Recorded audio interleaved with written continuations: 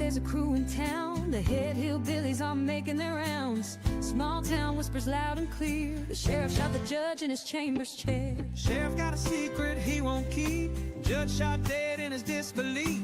A lot of people have some stories to tell. Dark pass away, get the sound of a shotgun shell. All the secrets spill on down. Voices loud in this old town. From the courthouse to the ground. Rumors fly and they can't be bound. Neighbors hide behind their blinds. Whisper tales of troubled minds. Skeletons covering the mountainside. A treacherous reality in the pines. Winter reveals the hidden lies. Moonlight couldn't mask their cries. Shadows caught in sunlit skies. There's no cover, no disguise. All the secrets spill on down. Voices loud in this old town. From the courthouse to the ground. Rumors fly and they can't be bound.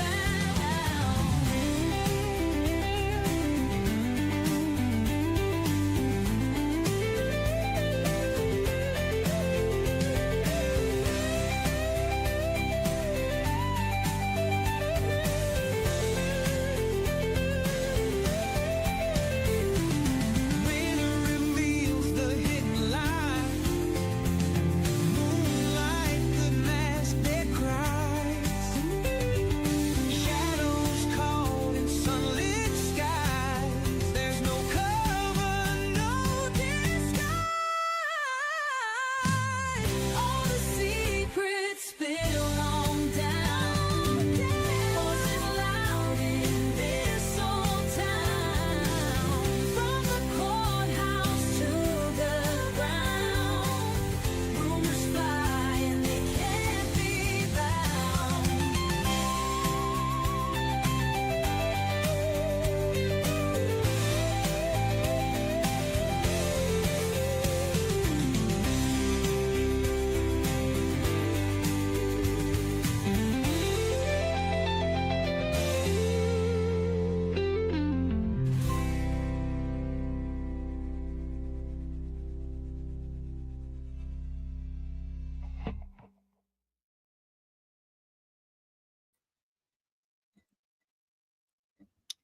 Hi, everybody. I guess I need to put it over here, don't I? How are you this evening? Welcome to the show. My name is Elizabeth, and this is Hillbilly Crime. Zelmy's not going to be with us tonight.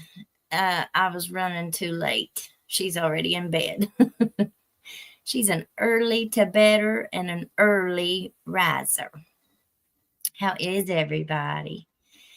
Good evening, all. I made it. Butterfly kisses. Looking forward to this one. We got a couple surprises tonight. One of our hillbillies, you know, we have so many talented members of this hillbilly train. And several months ago, somebody had sent me some things, and they were beautiful, little handmade crafts and stuff, and some earrings and stuff.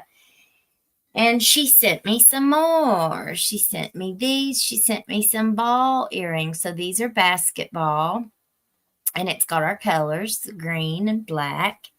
And she made some football ones and some baseball ones, and she made me so many earrings, and I love them all so much. Thank you, thank you, thank you.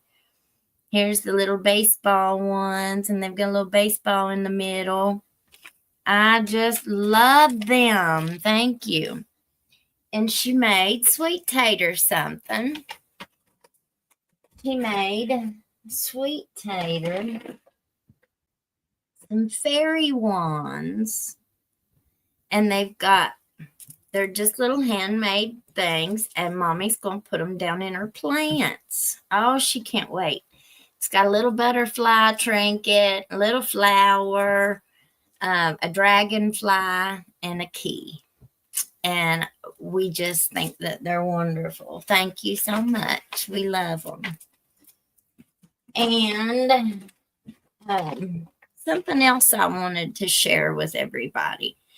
So one of the members of this community got, just like a whole lot of people, got pulled into addiction long time ago. And he got into some trouble and he went to prison and he wrote a book. Now his name is Danny Bulldog Ratliff.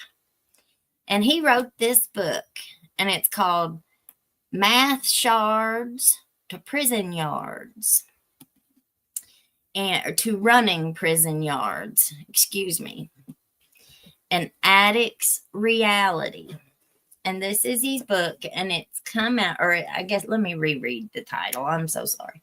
From Doing Math Shards to Running Prison Yards. An Addict's Reality. And I wanted to read what he has to go with his book.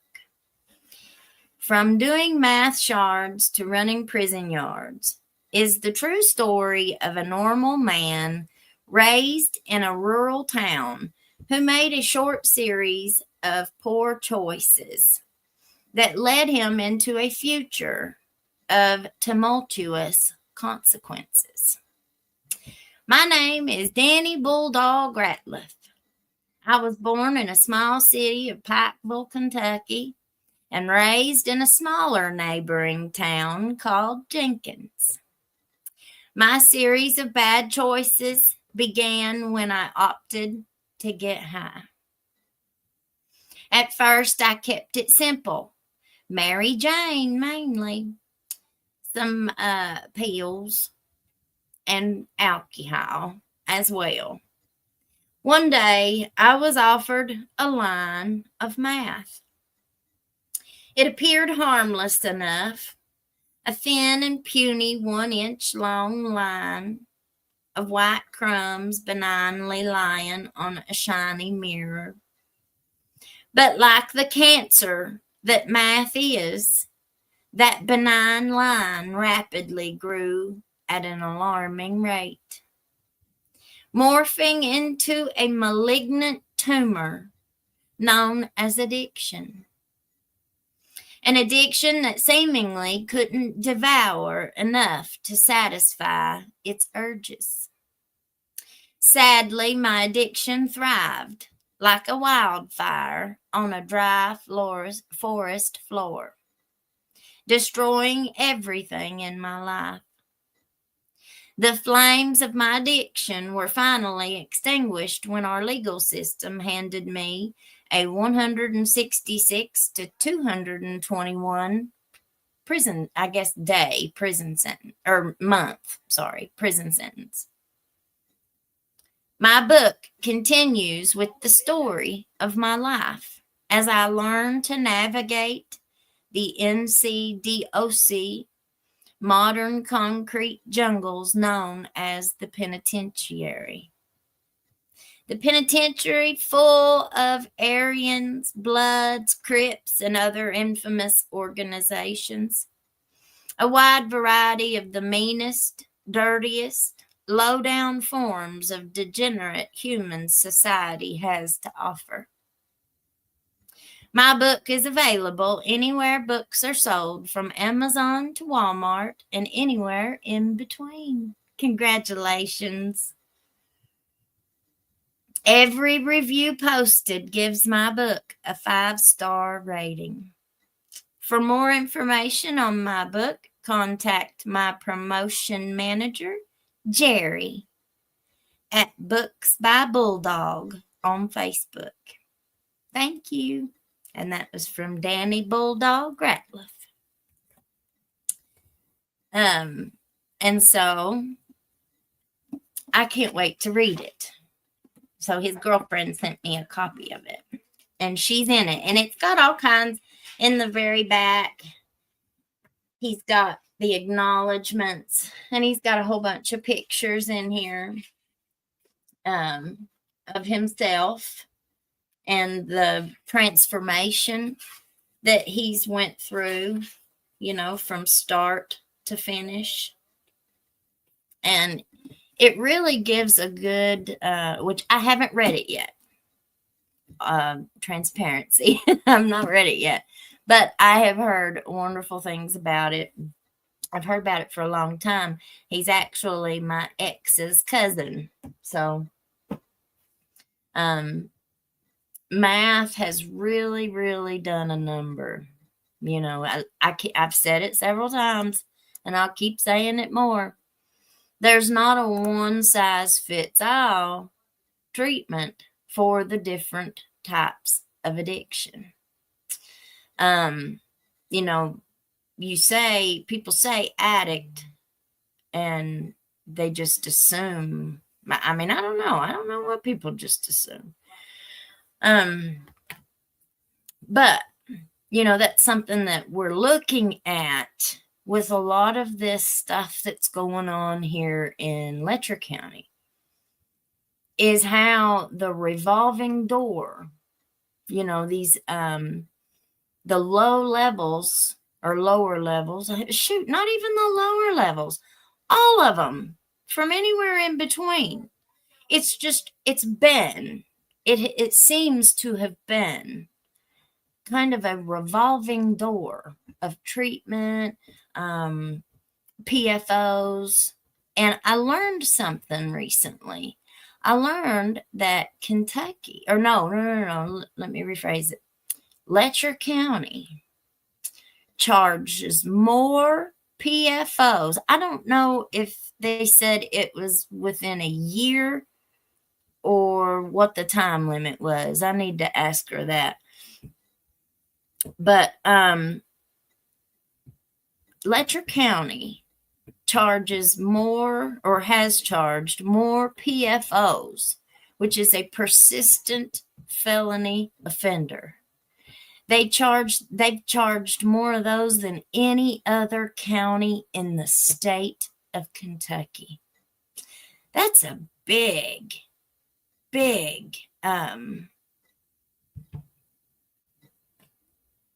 number. I said it last week, that it said, well, I said it before then too. It seems like these PFOs, people get charged with them. They're used as like a scare tactic.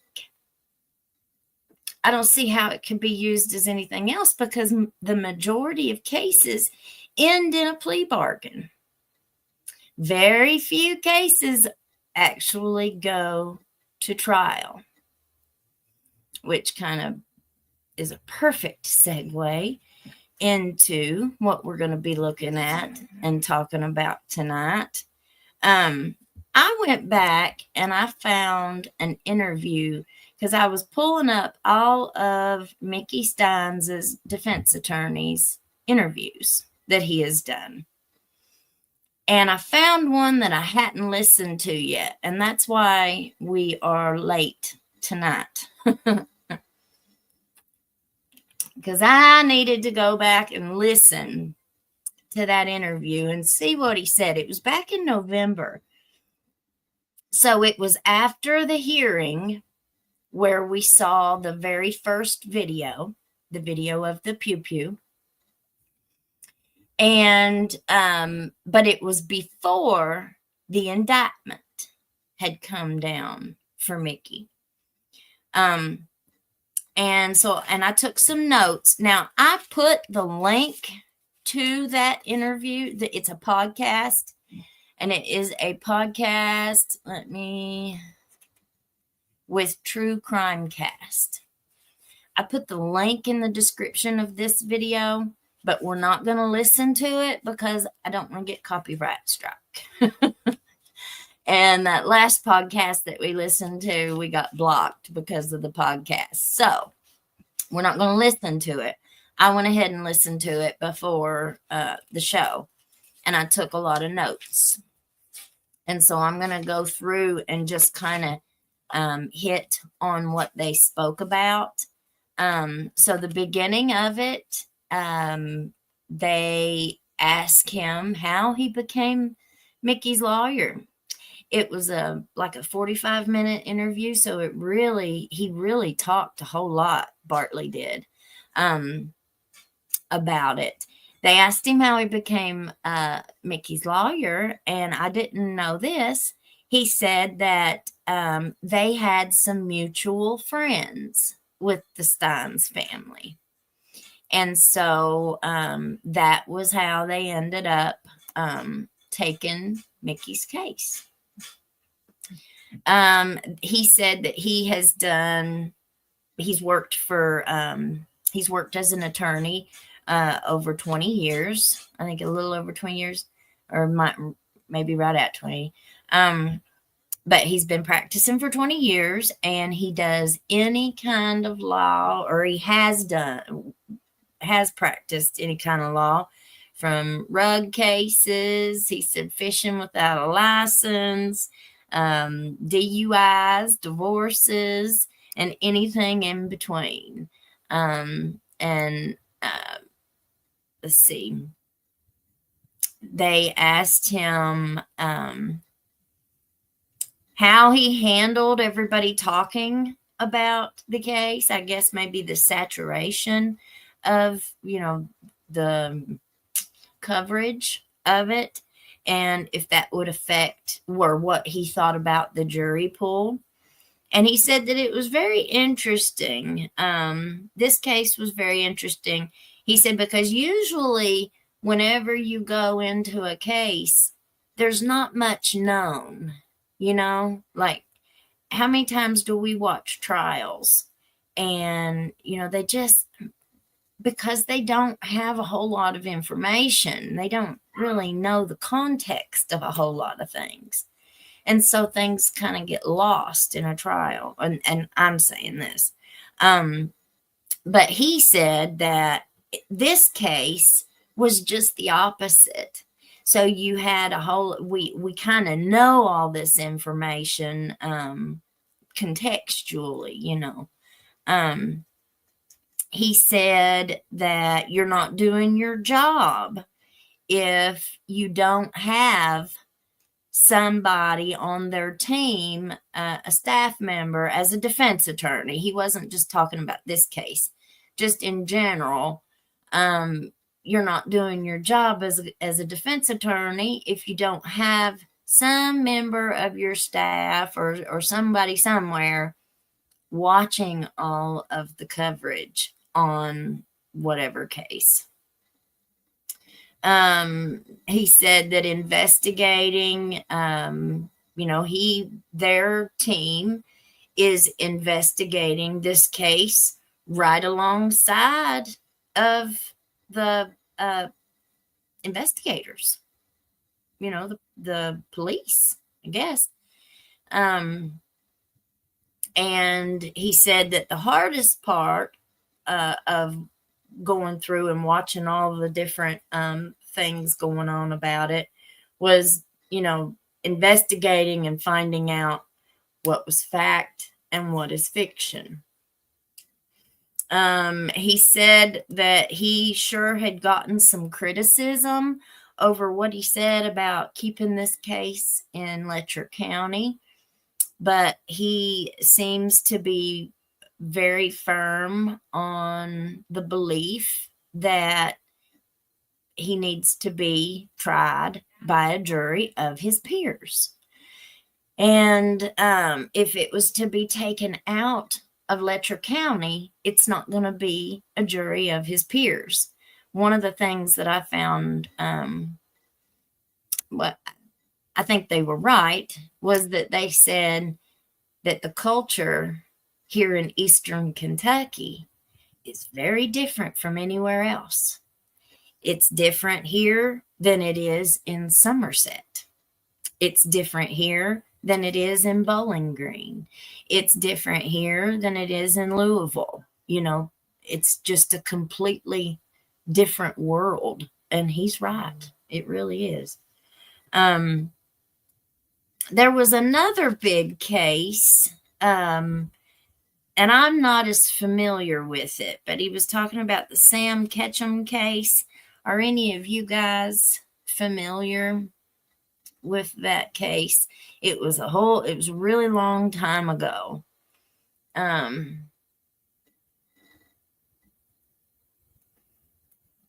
Let's see. Let me get down here. At the bottom. Ah, Miss Lynette. Thank you, Annie. Thank you. Thank you.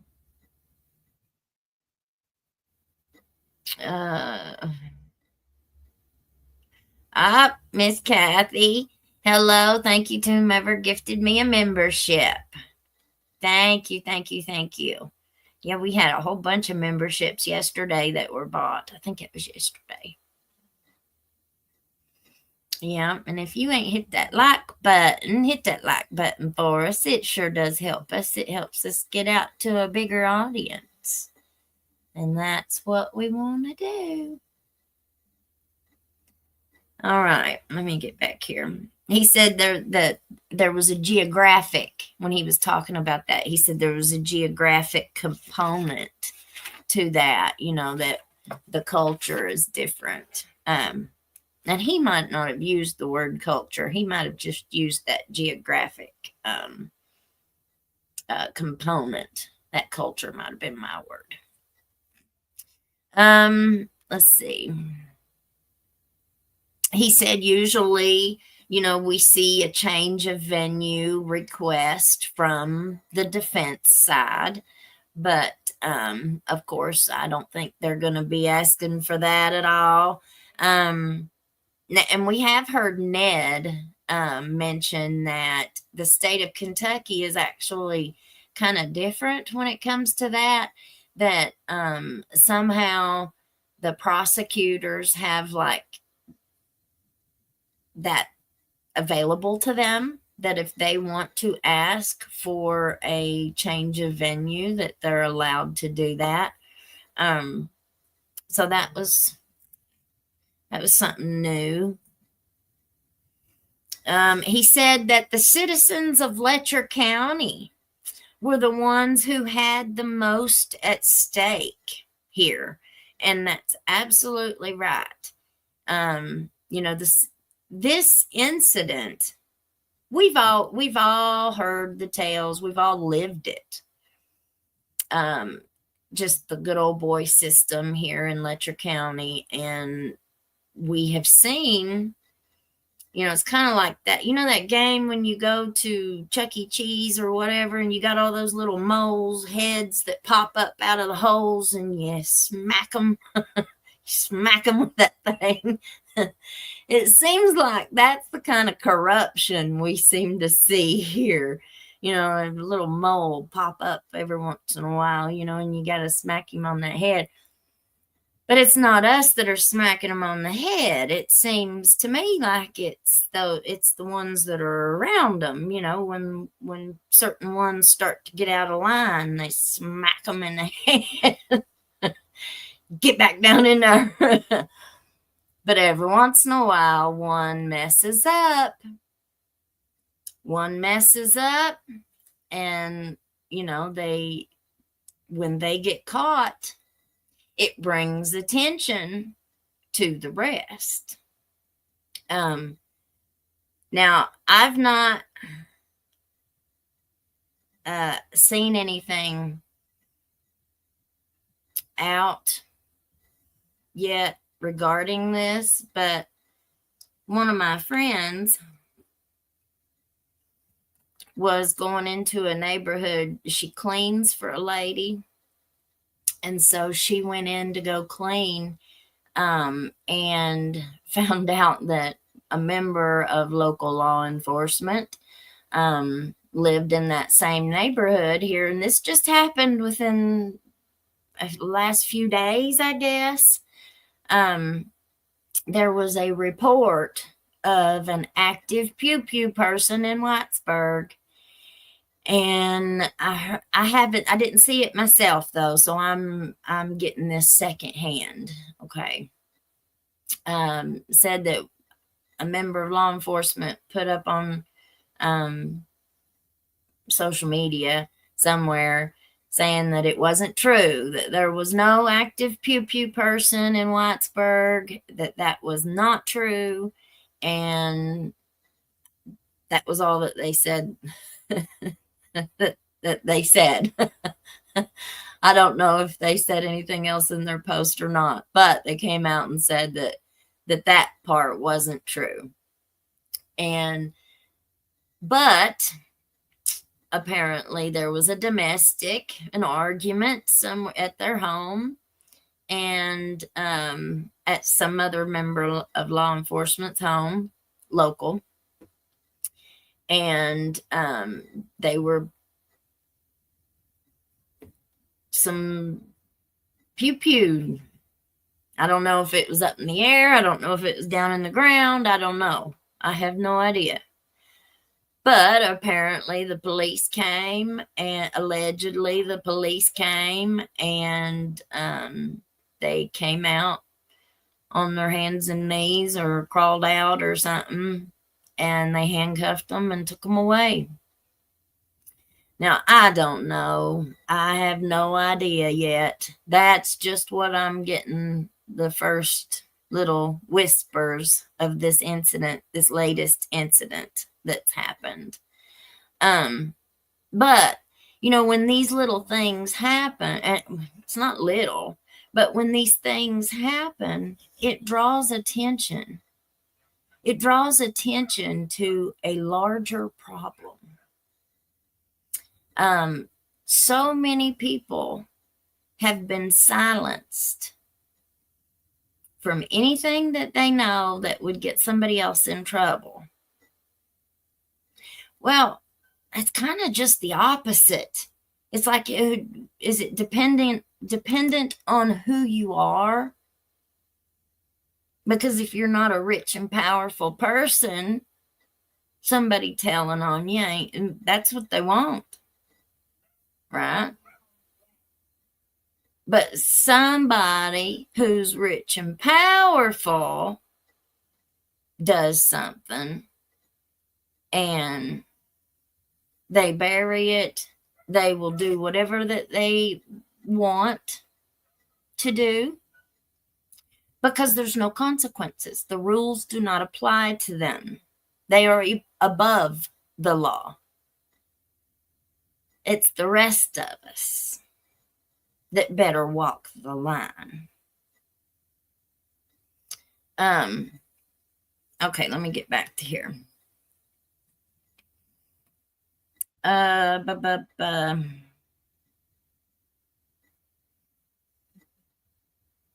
Let's see.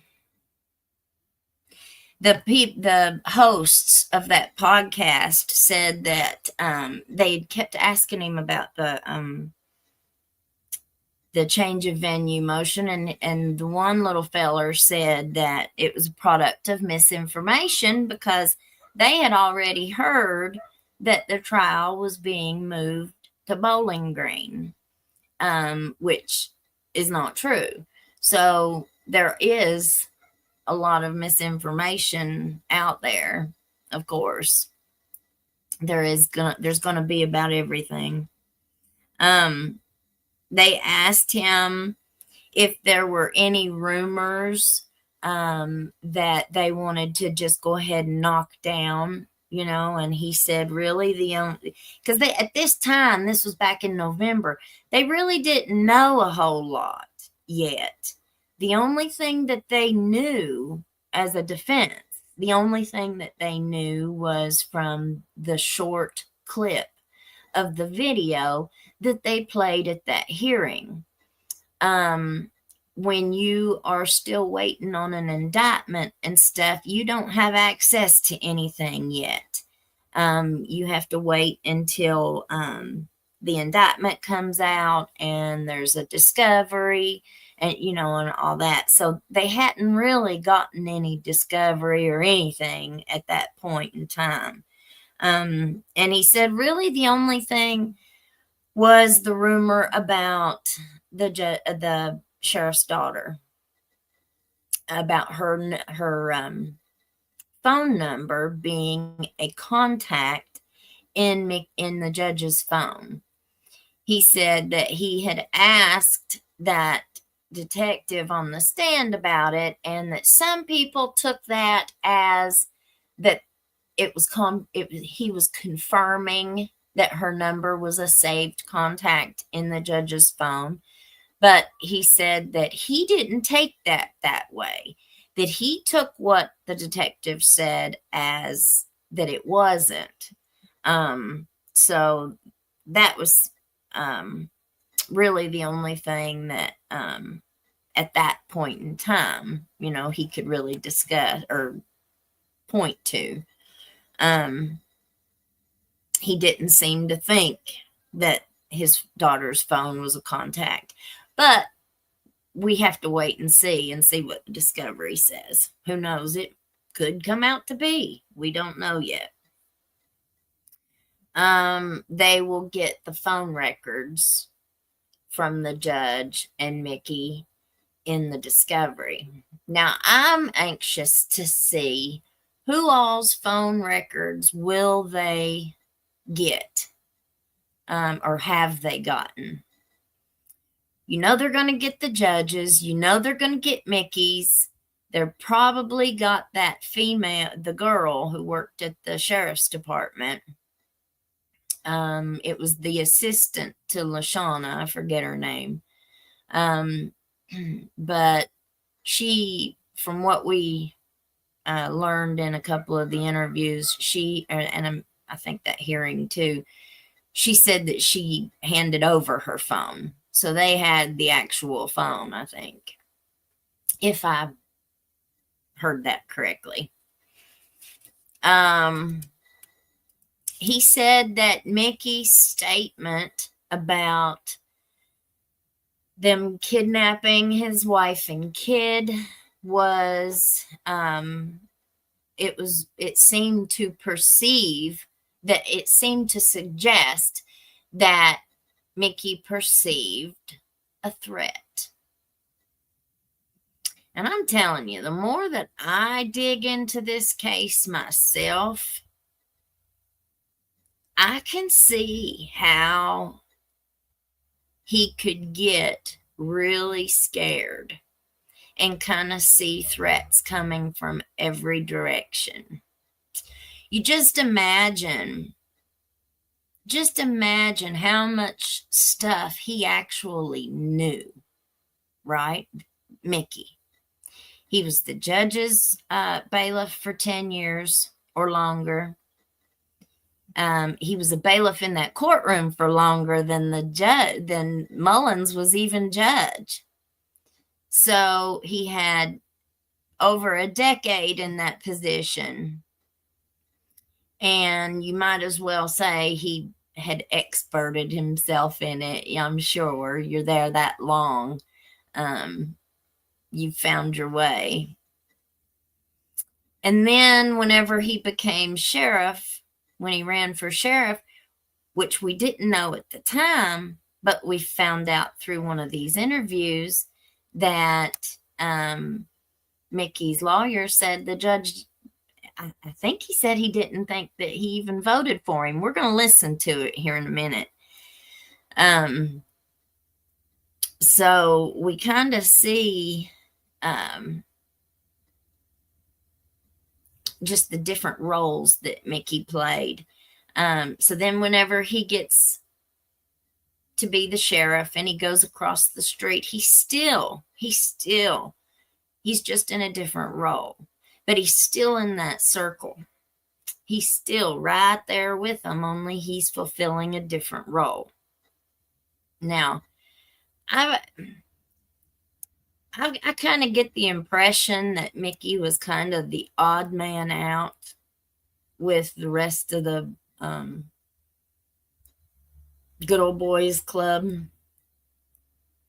Whenever we went through the depositions and we went through the discovery of Ben Fields, the deputy, Mickey's deputy, all of their communications, that group chat that several people were on, deputies, as well. It was Mickey. It was all work. It was a work chat. They were all deputies other than Mickey. It was vulgar.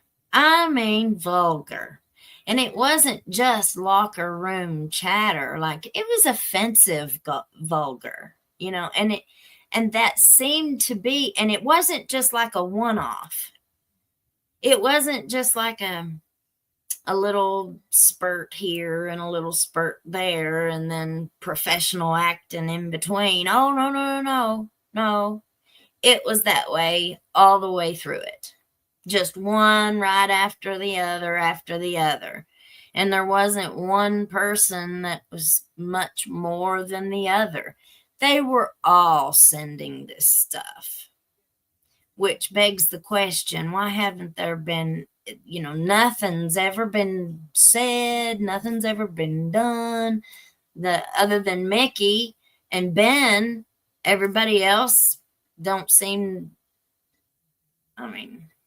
there sure ain't no accountability for it, even after it was released. It doesn't seem, which if they were disciplined, I don't think they'd be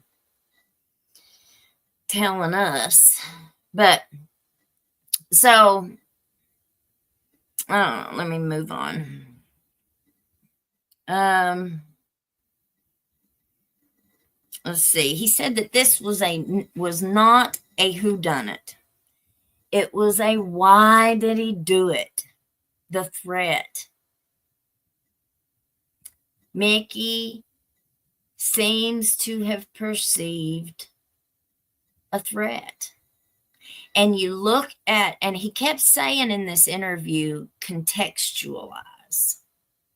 That it would be his job, I think, if I'm putting this right, that it would be his job to contextualize what we see on that video. Because the video was very disturbing. It's very disturbing. It's very hard to watch. But he said that they kidnapped my wife and kid. In one of these interviews, we're going to also hear Bartley say that Mickey thought that they had already been taken. Whenever he tried to call his daughter, he was under the impression that they had already been taken whenever he drew his thing. That was a new piece of information that we didn't have before. The extreme emotional disturbance is what he kept referring to, which we've heard him say several times. There was something that occurred in those chambers between the video that we've seen prior and the video of the actual pew-pew. He said that at that time, because remember this was back in November, that there were a plethora of other defenses that could come into play, but that he would be using an absolute defense. He said, we will be seeking an acquittal. And I remember he said that once before, in one of the first interviews around the same time. I think we're going to see it too. But he said that they would be seeking a full acquittal. And I remember reporting that he had said that. And so many people were like, acquittal? Well, we see what he did. There's no way he's going to get acquitted. Well, I'm starting to change my entire perspective on this case. The more, and there's a whole lot of stuff that I can't even put out on the show yet because it's just not time. But there's a whole lot of information that's been, and it's been kind of open for a long time. Just nobody ever paid any attention to it. You know, who cares if anybody says anything? Who's going to believe them? You know, it's like you scream it from the rooftops. When the sheep start screaming, what do? Well, do they use certain kind of scare tactics?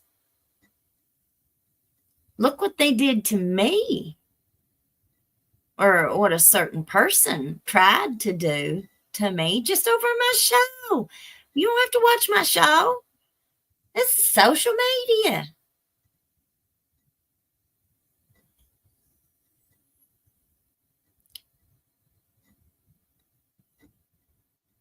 Came out with something that was false, accused me of attacking children, putting children in harming children.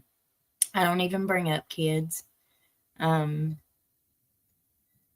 But then seemed to go around all over town demanding,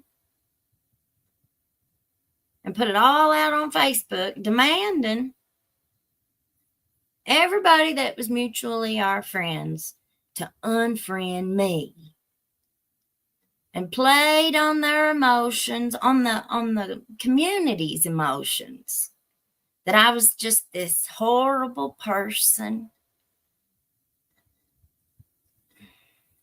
Anybody that watches my show knows that we don't even go there. You know, I don't put pictures of these kids up. But they want to talk about kids. And now all of a sudden, and the other night we showed, that they weren't allowed to block people from the Commonwealth's attorney page or anybody's elected official page. Well, I'm not blocked anymore. Apparently, I can see it now. But just looking at these little things, a certain person's ex-wife decided to show up at my house blaring her horn. I mean, what was she going to do? Beat me up? I don't know. Like, what are you trying to do? Because I have a show and I criticize corruption and I criticize misconduct, official misconduct. I mean, what do you think was happening? What do you think was going on behind the scenes with Mickey? And I'm just putting dots together from newspaper articles that have already been written, and in circulation for a very long time, some of them. We're talking to sources, former employees, current employees, family members.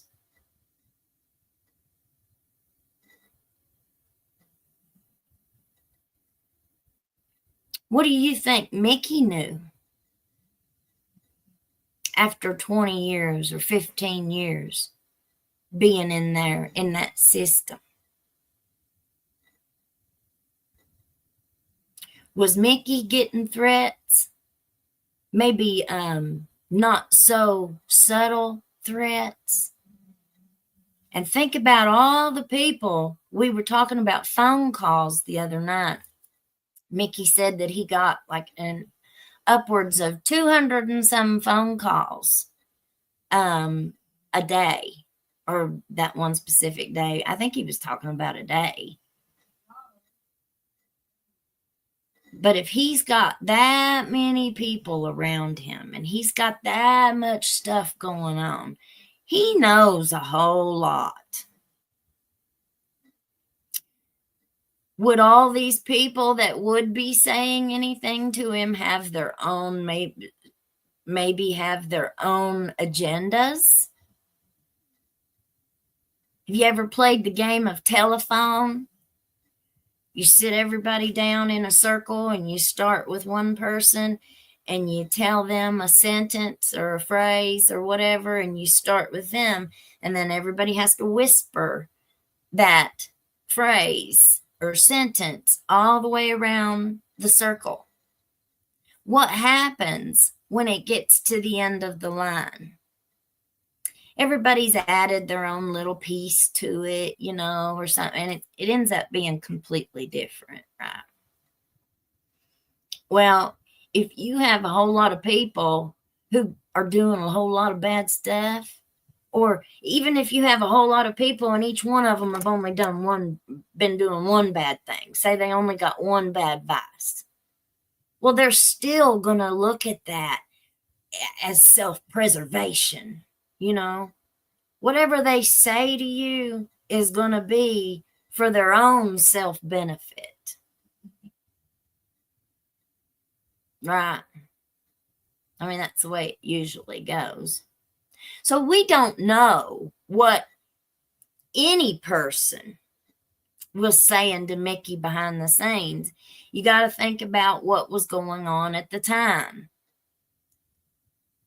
So first, Ben goes and gives his deposition at the end of the week. The following Monday, Mickey goes and gives his deposition. If I remember that correctly, there was only like a week between, or less, between Mickey's and Ben's depositions. If I remember that right. Pretty sure I do. So Mickey, and I've said, I just found it very suspicious, very interesting,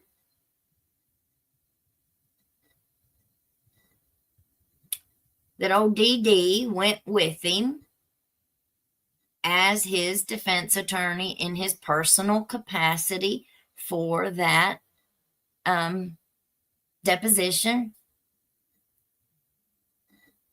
I just found that odd that he didn't show up to any of the other ones, but he went to that one.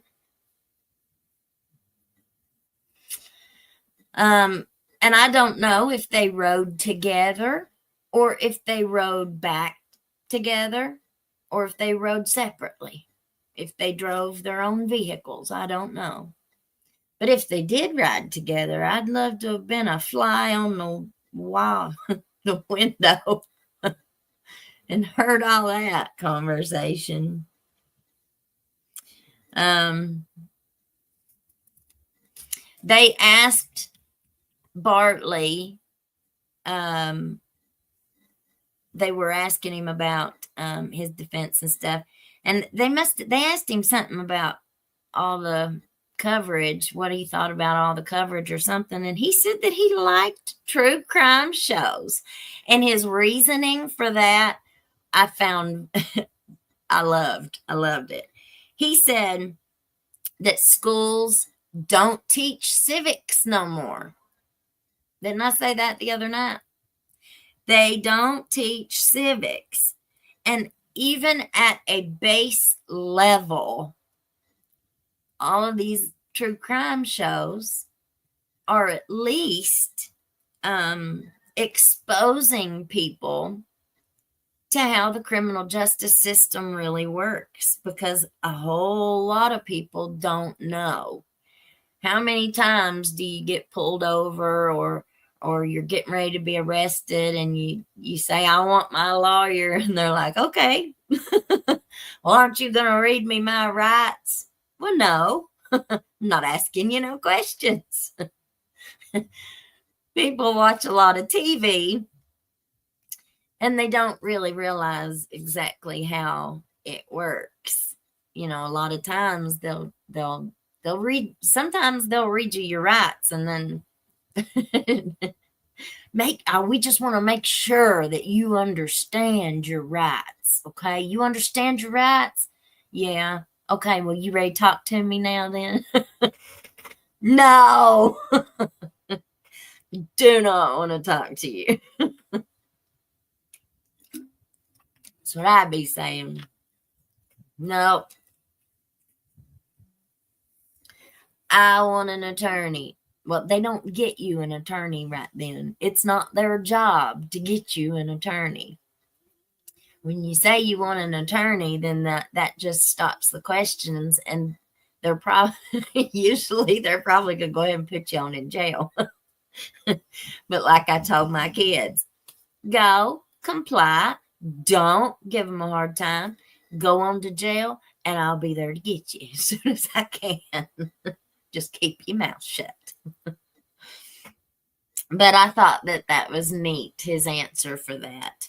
He said that true crime shows are teaching people how the criminal justice system really works and how the court system works. You know, a grand jury. He was saying how a grand jury is a secret body that meets secretly to decide if they are going to initiate charges. And he said that in the state of Kentucky, the way that they usually do it is they will charge the highest charge that they possibly can. And then they go into the negotiation. It's kind of a negotiating tactic. They'll charge, that's my part of it. They'll charge, the highest that they can, and then they'll offer a plea. You ever heard about, like, if you go to buy a house, well, the person who's selling it is going to put the highest price, overprice it most of the time. Just like overcharging. Happens all the time. But remember, I ain't no lawyer. I'm just going by my observation. So they'll charge real high. And then whenever it's time to start discussing a plea, maybe the defense attorney will say, hey, well, how about this down here? I don't know if they do that or not, but usually it just seems like you might go in with these expectations down here, and then the plea bargain will be somewhere, the actual sentence will be somewhere in the middle. Thank you, Miss Tracy. I just seen a house today for my first appraisal. Now I'm going back to work. Woohoo! Good job, Bugman. Congratulations. Congratulations. He was talking about the grand jury. He said, but the defense with a grand jury, defense isn't there. It's only the prosecutor who is at a grand jury meeting. Now, he said that a defense could request, they could ask to come and present for the grand jury. But he said only certain times that's appropriate. But usually that didn't happen. And he said that a grand jury decides on a probable cause standard, and that usually leans heavily on what the prosecutor advises. Let's see. I already said that. Now, he brought up the Murdaugh case in South Carolina in a different way than how I see the Murdaugh case relating. He was talking about the charges, the way that different states, I guess, charge indictments. He was saying that some, or I think he said districts. I don't think he said states. But he said some include, the lesser included, but the state of Kentucky didn't do that. They wait, I think if I heard him correctly, that they wait until the jury instructions to get any of those lesser included. They asked him if he thought this case was going to go to trial. And he said it was just too early to know. Remember, this interview was before the indictment had even come out.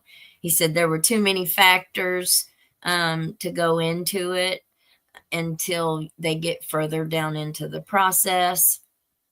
He said trials were a dying breed, which is what I think. He said juries are so uncertain. You never know what they're going to do. And so I think, just from my own observations, people are afraid, especially the defendants. They are afraid to go to trial because they think they'll be convicted. I think where it's so easy to get an indictment through a grand jury, but it's a different standard too. But you also got to think who your jurors are. Who's your jurors? A grand jury is secret, so you don't know who sits on a grand jury. But who's your jurors? Well, I think it'd be really hard. So after this prosecutor puts this big Facebook post up and demands the whole county to unfriend somebody, and then when they didn't, they go around to the schools saying, well, you got this many teachers that are still friends. How can you fairly and impartially prosecute anybody? I don't know how that is overlooked. I don't know how doing things like that is not some form of coercive behavior, or at least some form of misconduct. It sure doesn't seem like something like that should be allowed to happen. To try and intimidate people. How is intimidation being used by our public officials here in Letcher County?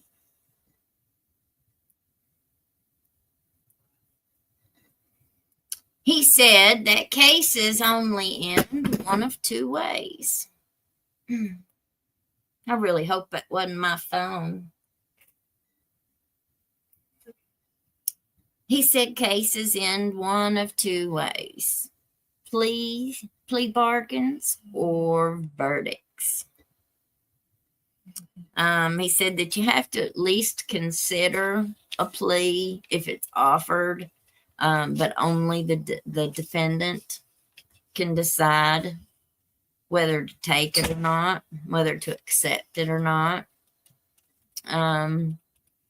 Statistically, cases end up in a plea bargain versus a trial. But he said that he had been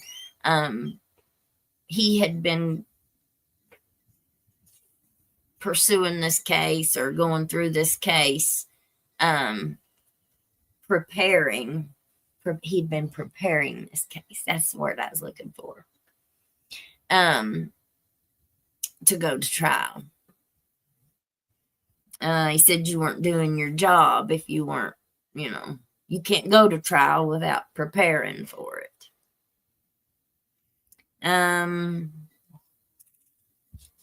Let's see. They asked him if the victim's voice has an impact on whether a case goes to trial or not.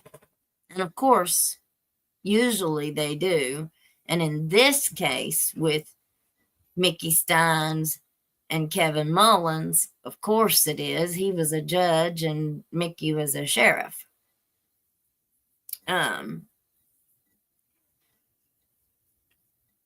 He said that as a defense attorney, you have to make sure that your client's rights are protected.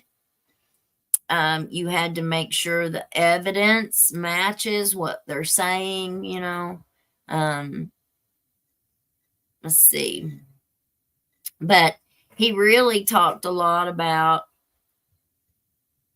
pretty much holding the prosecution's feet to the fire. Was basically what he was saying. That they have to make sure that, the chain of evidence and stuff like that, they can't convict somebody on bad evidence, and so, well, I mean, they can. A jury can do whatever they want to, but he was talking about as a defense attorney, you have to really make sure that all of the T's are crossed and the I's are dotted with whatever evidence is being used against his client. That's a good way to say it. He said they asked him, usually with they said with a victim, if in a trial a victim is going to an investigation and evidence or whatever will come out and make the victim not in a very good light. If they're painted in not a very good light, say they were doing something that they weren't supposed to do. I was kind of getting the feeling that they were tiptoeing around Ned's time to unalive defense. It sounded to me like that's what they were trying to ask him without using words. And he said that, a victim, that a trial was hard on everybody. He said a trial was hard on the victims. It's hard on the victims' families, or it's hard on a defendant. And it's hard on the defendant's families, the accused.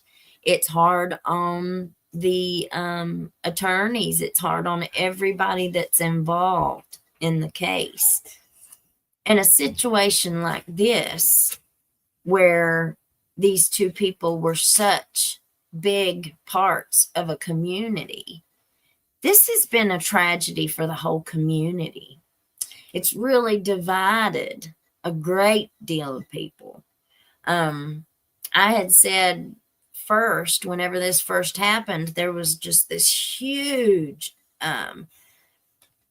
backing, a blind loyalty to Mickey, that they knew Mickey. Mickey was a good dude, and if he did this, he had to have had a reason.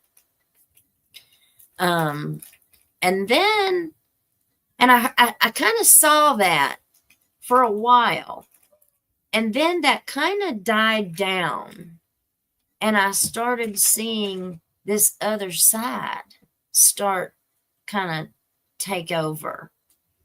You have to remember who's in charge down there. Still, you still got all of the same people, except for two. And a new addition, just in a different role. So you've got Judge Mullins, who's gone, but at the time when Judge Mullins got pew-pewed, Edison Banks was still here. So you still had Edison Banks. He had just been replaced. Matt Butler, who's the judge's brother-in-law, was appointed as prosecutor in Edison's place. Then you had the election right behind it. Well, Edison Banks almost won the election. I thought he was going to pull it out. And then right there at the end, Butler pulled ahead. So Butler won the election. Not too long after that, Edison passed away. I don't know how many days it was after the election, but Edison passed away. I don't know what he died from. I have no idea. I don't think they've even told really what he died from, other than maybe natural causes. I don't know. He had been sick for a while. So, but he was still here. He was still alive and kicking and was running in an election. Which really, I mean, I don't know. I guess he thought he'd milk the system right on to the day he left, but I don't know. So you've got Nick Whitaker, who was an assistant attorney, an assistant prosecutor for a couple years. He has been appointed the new district judge, which I think he'll do a good job.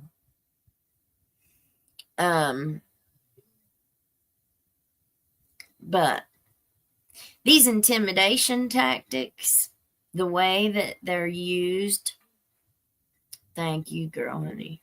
Let's see what her question is. May I ask why these people do not realize how many eyes are on this location? See, there is DOJ, and this has caution all over it. Just wondering. Well, you'd think so. But I think that's where ego and entitlement comes in. Made this great big deal over, protecting kids and this and that. And that's like his new focus. Protecting these kids from big, bad hillbilly crime.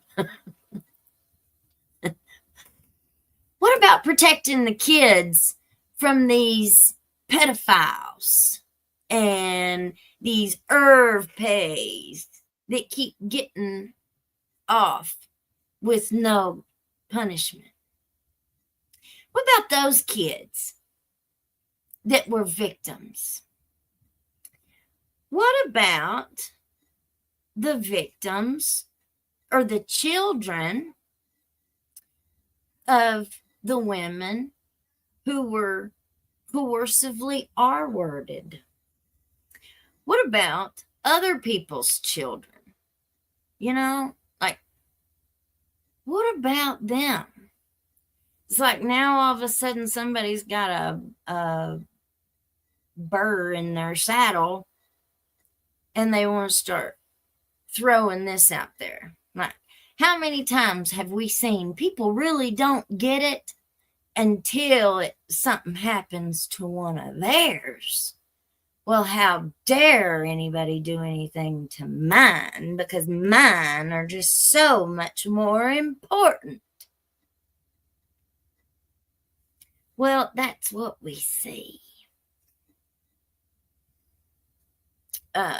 You see what Mickey did,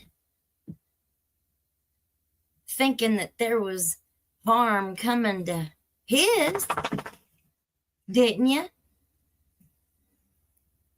What did Mickey do, thinking that something had happened to his kid? But yet every single one of us knows you can't go do that. You can't walk in and pew-pew somebody. Now, if you thought your family had been kidnapped, maybe you would. I don't know.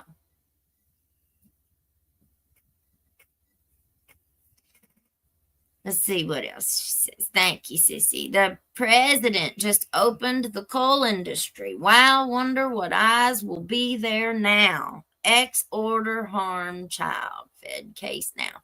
Well, what you saw with a lot of the coal here, you saw corruption out the wazoo when coal companies were here. Anything, unfortunately, anything that makes money or has a powerful, positions of such power, there's just corruption in it everywhere. Now, one of the things that I like to do, new member, welcome, honey, welcome. One of the things I like to do is go back and look at some of this video, because you can't just watch a piece of video one time and think you're going to notice everything about it. We need to watch it a couple times. Let's see. Oh, Dave. 465 watching. Someone forgot to hit the like button. Hit that like button for us, y'all. All right, let me pull up one of these real quick.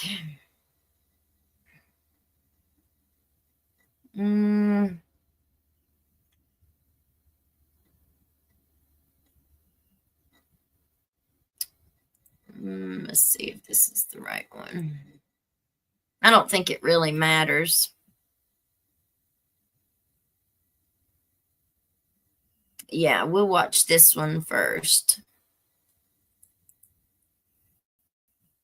And I put the links to all of them in the description, so if anybody wants to go back and watch, you can. Connected to the shooting of a Kentucky. There we go. Letcher County Sheriff Mickey Stines was arrested last year after he fatally shot District Judge Kevin Mullins in his chambers. A motive is still unclear, but now we have obtained new video of the events before and after the shooting that may shed some light onto this case. Here to break it all down for us is Court TV legal correspondent Kelly Craft. Always great to see you, Kelly. Tell us what happened earlier in the day during the meeting with the judge and others in chambers and after their lunch together.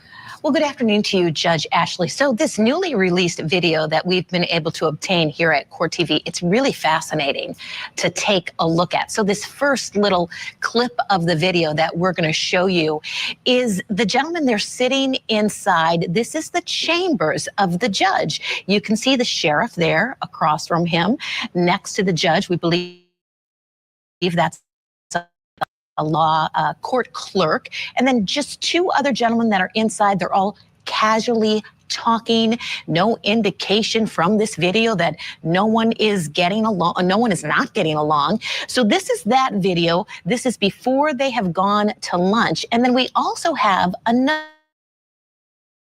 video that walking there. You see the sheriff quite a bit behind, walking as well. So the judge and the sheriff had gone and sat and had lunch together.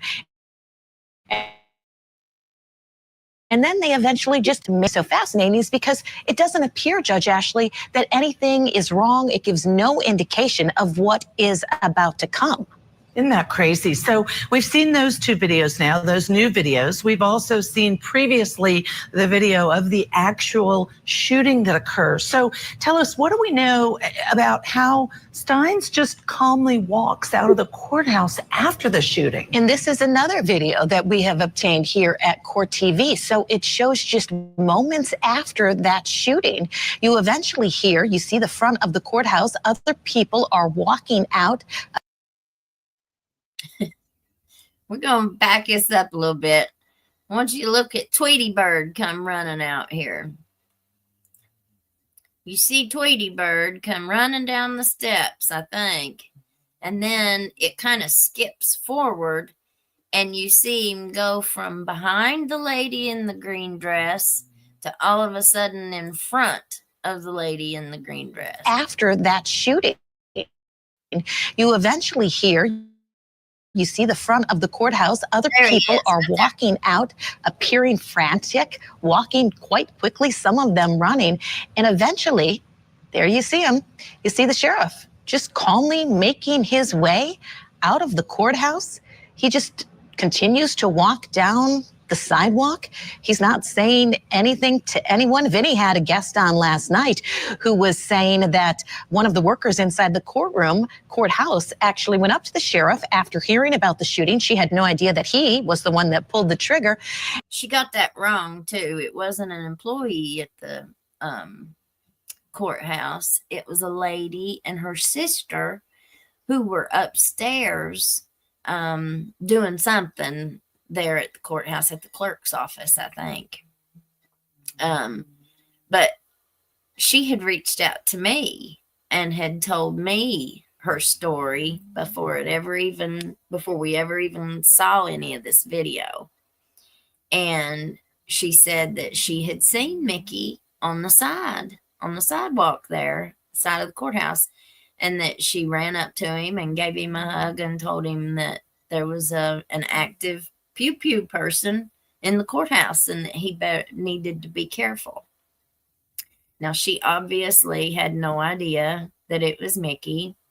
And after she found out that it was, she really struggled with that, and that's kind of my point when I said the whole community has been affected by this.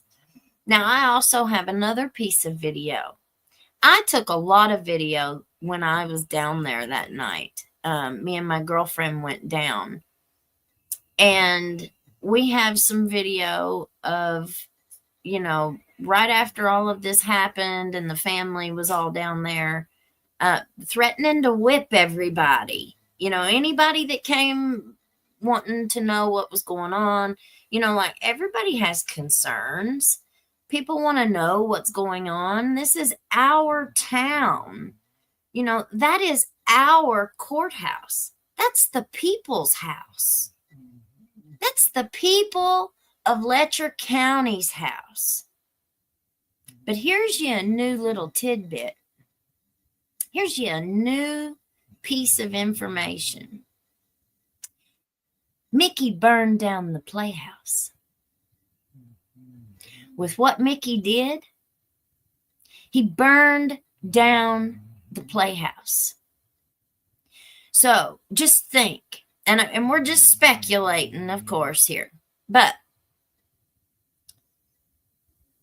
if you had all of these people in your ear and everybody was coming with their own agenda, with their own little dirty secret that they're trying to keep quiet.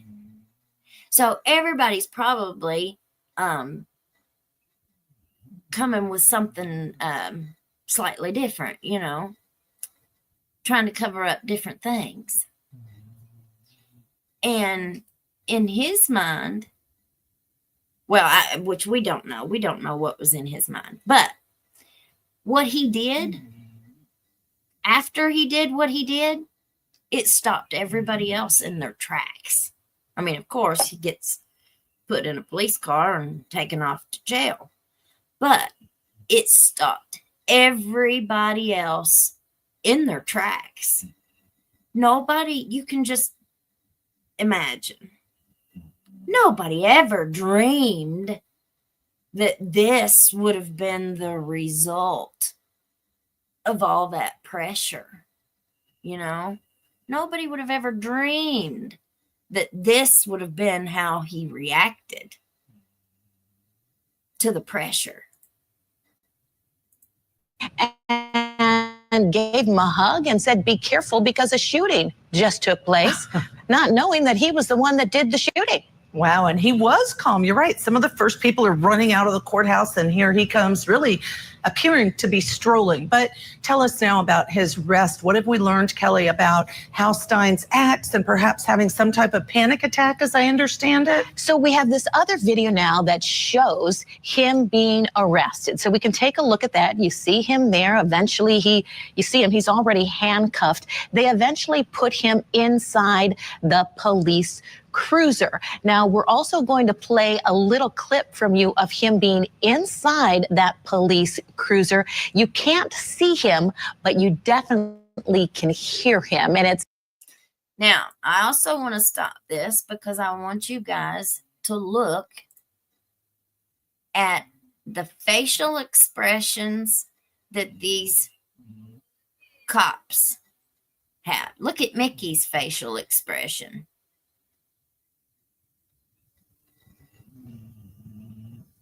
Man. But look at these other cops. Now, this detective, the one that testified, he's the lead detective on the case, I'm pretty sure. I can't really get a good read on him.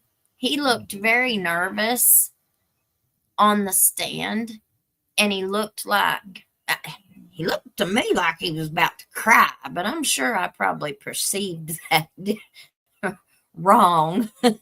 But they were all friends too. You got to remember, the KSP, Mickey said he asked them to come investigate his deputy.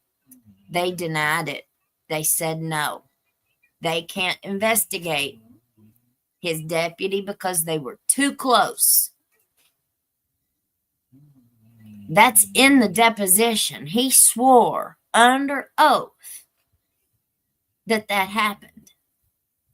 And I'm sure there would be a record of it somehow, whether it's in a text message, an email, or whatever. Then, let's see. So he tells that in the deposition. He also told in the deposition that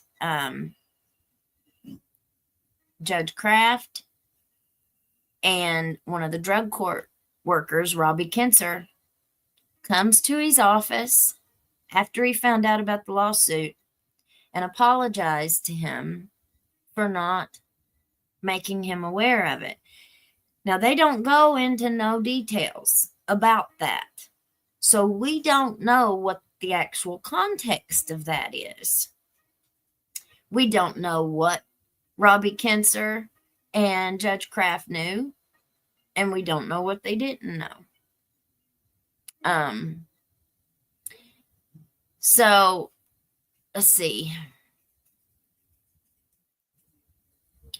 How, if the KSP was too conflicted to investigate Ben, how are they not too conflicted to investigate this red rum or this pew-pew incident? How are they not too conflicted for that? And I just don't get that. Sounds as if he just keeps repeating himself. He's getting a little bit agitated. He's talking about how hot, treat me fairly, guys. Let's go ahead and play that for our viewers. Now, come on. Now look at this detective over there. He's a grinning and going on, and he grins at whoever he's talking to a couple different times while he's talking to him. And I find that very odd. At this moment in time, what is there to even be grinning about? I mean, I'm sure he's not grinning like, hee. But I would just be, I feel like I would be so surprised that this happened. I just don't know if I'd be grinning. What, I mean, how could you make a joke at a time like that? I just don't get that. Y'all gonna leave me in here and let me die? No, I can't get up in there. Come on now.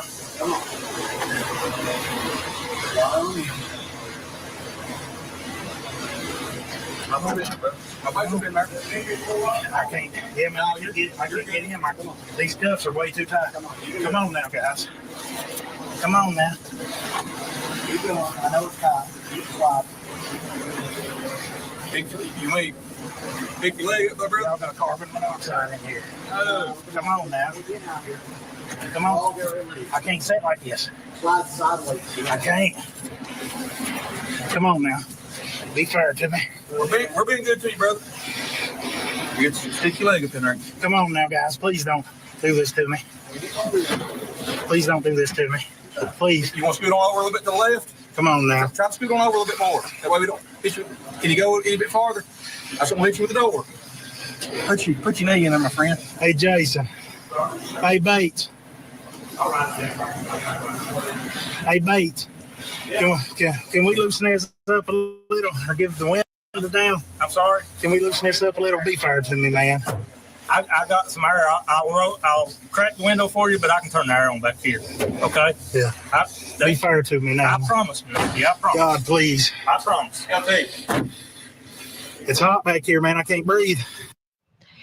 And Judge Ashley Vinny had a neuropsychologist take a look at that video, listen to him inside that police cruiser. And what she was saying is the way he kept repeating himself, it was as if he was having a panic attack. Okay. We're going to look over here at this other one. This is actually one that I was on. It was a court TV, but I don't want to see me. I want to see what this attorney says. So let me pull it up here.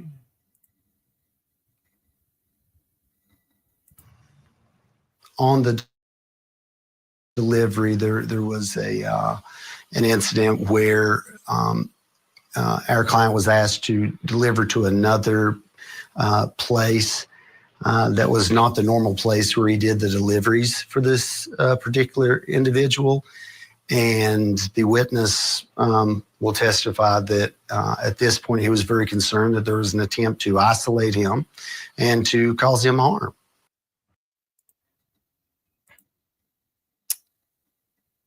He was afraid. And who did he go on those deliveries with? He went on them deliveries with Tweety Bird. And so he was afraid. You heard it right there. He was afraid that they were trying to isolate him and do him harm. Now, that's the same day. That was right before he pew-pewed the judge. We've had several sources who said he was seen trying to get into DD's office. He was over knocking on his door, but there wasn't nobody there.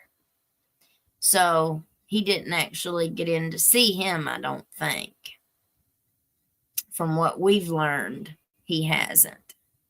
Or he didn't. Let's see if they... Yeah, here we go. We're going to go to this other part of the interview. In the sheriff's life and in the days and time before the shooting. But I believe that his mental health was impaired to a degree that it impacted his ability to perceive immediacy and, the imminent threat of that, the imminent nature of that threat, Vinny, as well as the magnitudes. Just a few days prior was this deposition. And I think in the week prior to and the week of the deposition, lots of people noticed that Mickey had become more increasingly. Now, let me back that up a little bit and we can also go back to that first video and look at it again. Something that I noticed when I watched this is that it doesn't look to me, now I could be wrong, but it doesn't look to me like he was standing there and he just pulled that pew pew out of its holster. It looks to me like he's already got it in his hand, only his arm is hanging down to the side. Because I've said this before, why didn't the judge get up? Why didn't he try to charge him or try and wrestle it away from him? Or, I mean, I know, like I said, we can all say that what we would do if we were in that situation, but we really don't know. We don't know what we would do unless we were in that situation. But my dad always told me from a young age, you don't never, ever pull a pew-pew unless you are prepared to use it, because they will take it away from you and then use it on you. And then what are you going to do? Meet your maker. So I've always been told you don't ever, ever pull one unless you are prepared to pull that thing. And I'd say, and I'm a girl, I would say a man, especially one that's trained. I mean, we know that he didn't go to a bunch of big training, but he was still trained enough. You know, he was a hunter. I'm sure he was very, very, very familiar with an arm side. So I just don't see him ever pulling one unless he was prepared to use it. Well, you'd think that the judge would know that too, right? He ain't standing there with it in his hand to scare me.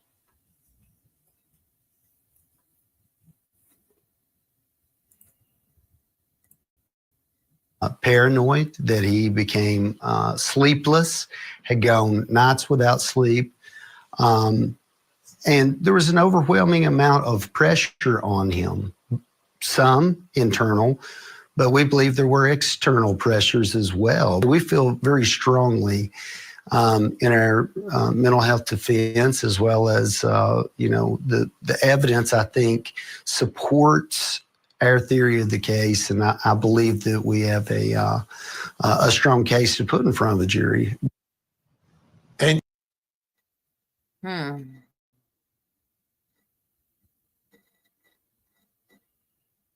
So he's got another piece in here. I thought I saw him one more time.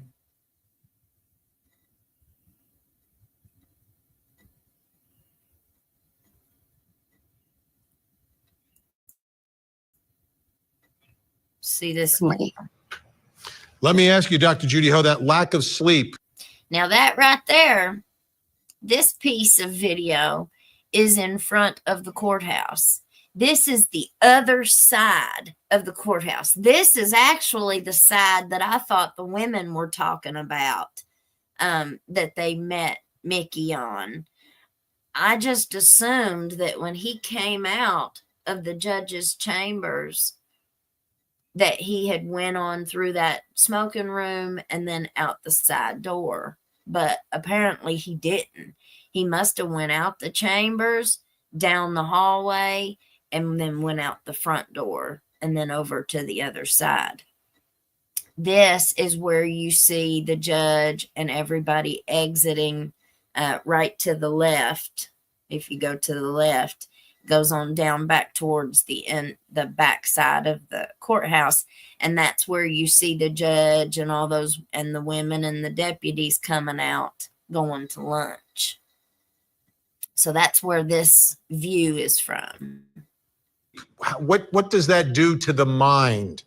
What does that do to the mind? He's feeling the pressure, but here now, our understanding is he's not sleeping at night. He's pacing. He's anxious. And this is going on day after day. But the night before the shooting, up all night. He hadn't slept in days from what we have found. Vinny, sleep deprivation has a multitude of effects. There are neurocognitive effects because it heightens one's amygdala activity. This is the part of your brain that's responsible for processing threats and fear. So that could lead to an exaggerated processing or reaction to fear or fear stimuli. Also, impaired sleep also impairs your prefrontal cortex functioning. This is those higher order functions that we as humans, we pride ourselves on, like planning, like impulse control. When you don't sleep, you have worse impulse control. You have worse emotion regulation. If there are any latent mental health factors and coupled with external stress, it's going to rise to the fore the longer you don't get quality sleep. And in fact, for people who experience paranoia and psychosis, part of the comprehensive treatment is actually helping them to improve their quality of sleep to reduce. But, you know, if we think about what his lawyer said, he wasn't acting paranoid. His lawyer said that he had every right to fear for his life. He had every right to feel this fear that he had. And I guess which I'm just talking about this little bunch of intimidation that they've tried with me. But it does make you want to go out and get more cameras, you know, for your home. It does make you, scared to walk in front of windows, open windows and stuff like that. It puts that kind of fear in you. And I think that that's what they depend on. People who try to intimidate and try to bully, it's a bully tactic. We're going to bully you into shutting up. We're going to bully you. We're going to isolate you.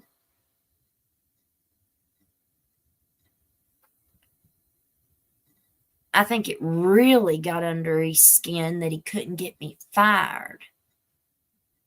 I'm my own boss. You can't get me fired.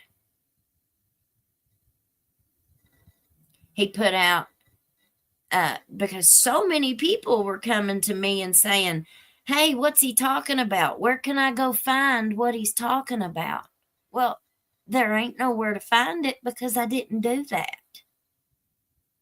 I don't know. And I'm assuming that a lot of people were asking him where to find what he was talking about. So allegedly there was another post that was put up saying, oh, well, I didn't see it myself. I was just told about it.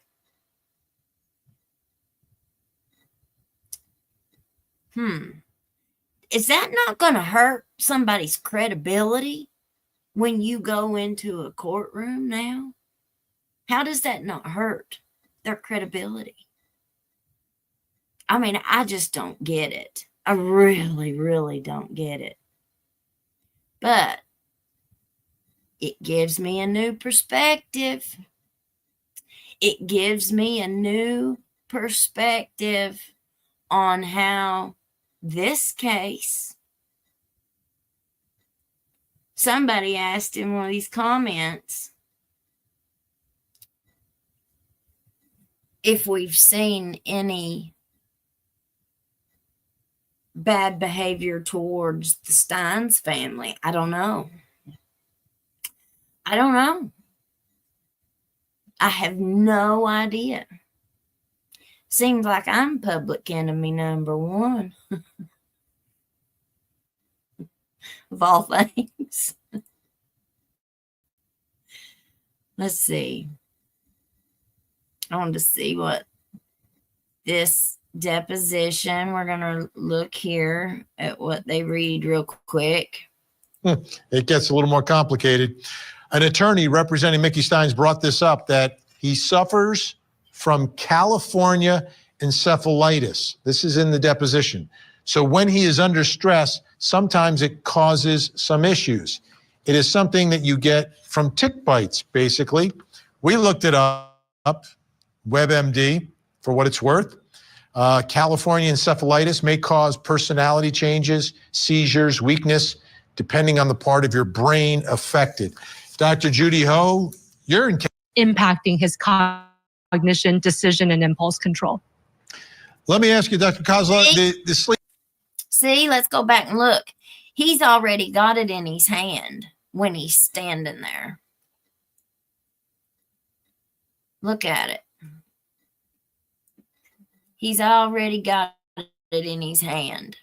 Here, this is something that he's already been dealing with. So on top of everything else that we just discussed. See, look right there. It's in his right hand, and you can even see the is that the stock or the back end, the butt of it? Is that it in the back of his hand there? Because that's what it looks like to me. As and Dr. Kozla pointed out, we also have this that's potentially impacting his cognition, decision, and impulse control. See? And he just raises his hand. He don't pull it. He's already got it in his hand. Let me ask you, Dr. Kozla, the sleep deprivation. See? In trying to figure out like when it's happening, how it's happening, the sleeplessness, how important. See? He's already got it in his hand.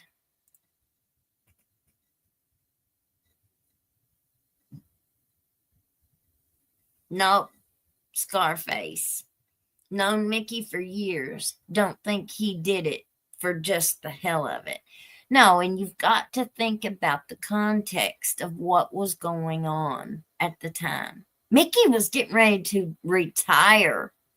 He was getting ready to retire. He was out of there. All he had to do was just hang on a little bit longer. What have we found out? Through my investigating, through my sources, we found out that the judge had a meeting with the judge executive before Mickey went for his deposition. They had already chosen his replacement. They're not going to replace him until he retires, the next election. Now, that's what he told me. And he told my mom the same thing, that he wasn't running again. He was going to retire. I've not heard from the first person source, nothing, that he was getting ready to vacate the sheriff's position. I've never heard that. That has not even been a whisper. Why was there allegedly a meeting that named his replacement, and it's who they appointed? That was the chosen person from what I've been told. Allegedly, that was who they chose to replace Mickey. How did they know they were going to need a replacement? That's a big question, ain't it? Does anybody know who this guy is?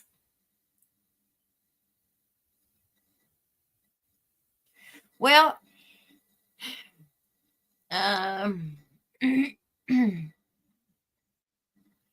remember, there were several people in the judge's chambers, I reckon, whenever Mickey supposedly came back in the judge's chambers and said, "Will you all step out? Me and the judge need to talk." Now, I had heard that at the very beginning of this, but I haven't really heard that since. I've not heard anybody mention that part since it first happened. So, if that information is still accurate, what we learned was he came in, asked him to step out so he could speak to the judge. Now, that is the piece of the video that we do not have yet. That has not been released yet.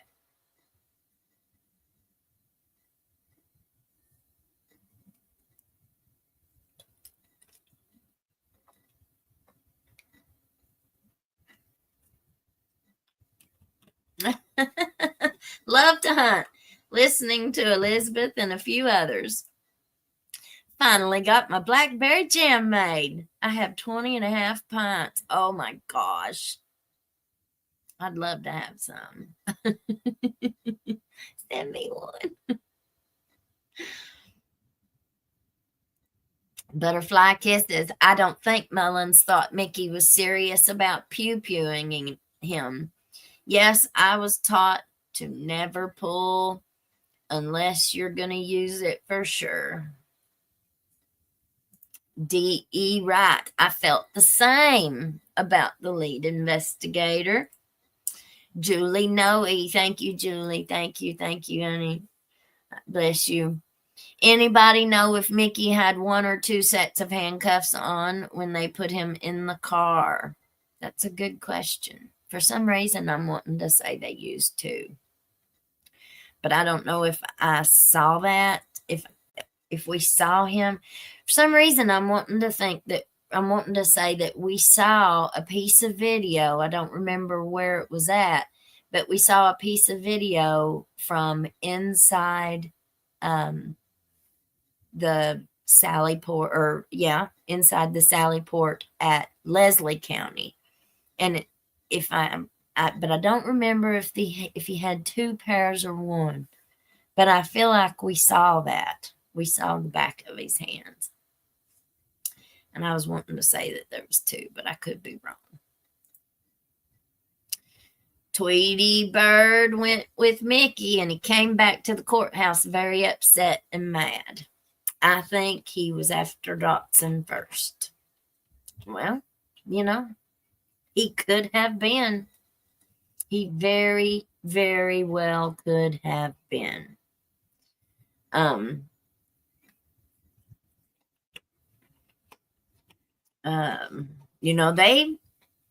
This is like a family, and so many people have said, yeah, it was good. There's bad cops and there's good cops and good.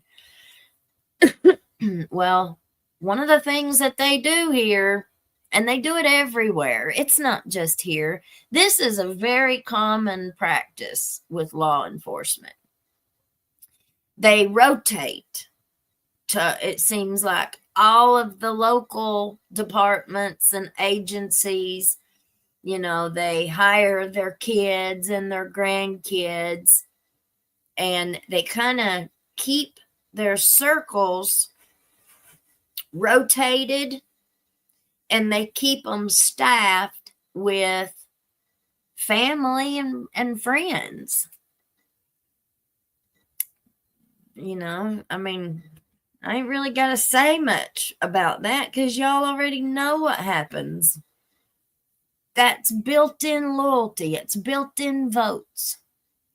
When you're a politician and you go give tens of thousands of dollars to local schools for uniforms, locker rooms, whatever they want to spend their money on, but you donate all this money, and then you come back and start demanding loyalty, demanding that they choose. But you can't be friends with both of us. You going to use that kind of stuff for your enemies? It's absolutely insane. It sure don't seem logical or reasonable. And let's see, I want to address on its own. Is this something because I'm trying to understand, he's going to be evaluated for competency. He's going to be evaluated for criminal responsibility. But we've already seen in this arraignment that Ned Pillersdorf said the way he is right here that we're looking at, that's the way he was acting in the deposition as well. He saw a similarity. He's still trying to be quiet. And I think this pressure came crashing down on Mickey. And I think that it was an overwhelming amount of pressure. And I think there was, there was an objective threat to. See, he had it in his hand. He had that in his hand already. And I think that it was an overwhelming amount of pressure. And I think there was. See, you can see the butt of it in his hand. There was an objective threat. Now, let me go back and watch the judge. My eyes have been on him this whole time. Now let's go back and just watch the judge. The judge is trying to talk him down. Look at Mickey's eyes. His eyes are that big around right there. He's looking at him. There was an objective threat to him. Now he knows that hand ain't going to stop it.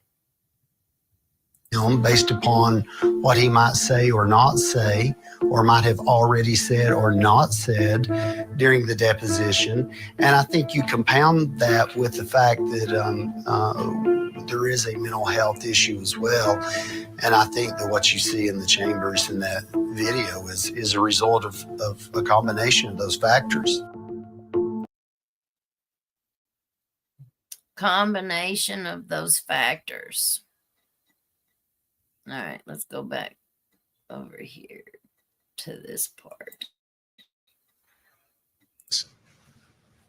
We believe that Letcher County is the appropriate venue. We think that, that's a jury of our client's peers. We believe that the same people that elected him to be sheriff should sit on this case. You won't find any better people in terms of people supporting one another, being cordial with one another, and everyone knows everyone. Everyone knows everyone. That's right. Okay, I think that's all of that one. Okay. And we've just got one more, I think. Yep. Now, this is the one that's got, this one is the Crime Fix with Law and Crime Network with Anjanette Levy. And we just saw that part. Okay, we're going to watch this.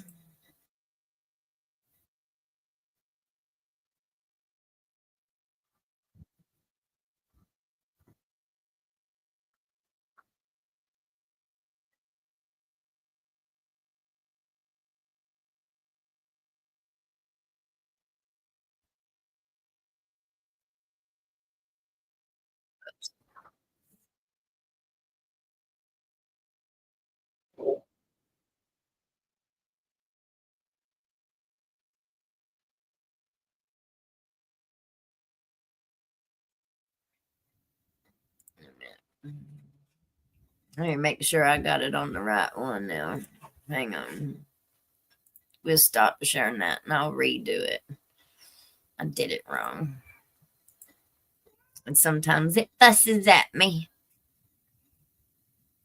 I think it's this one. Nope. Yeah.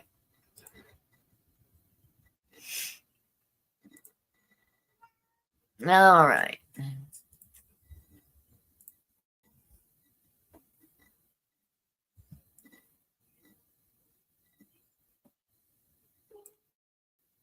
To the jail. Come on now, guys. I was asking why you done it. Was it over your family? Come on now, guys. What are you doing? I was just talking to you.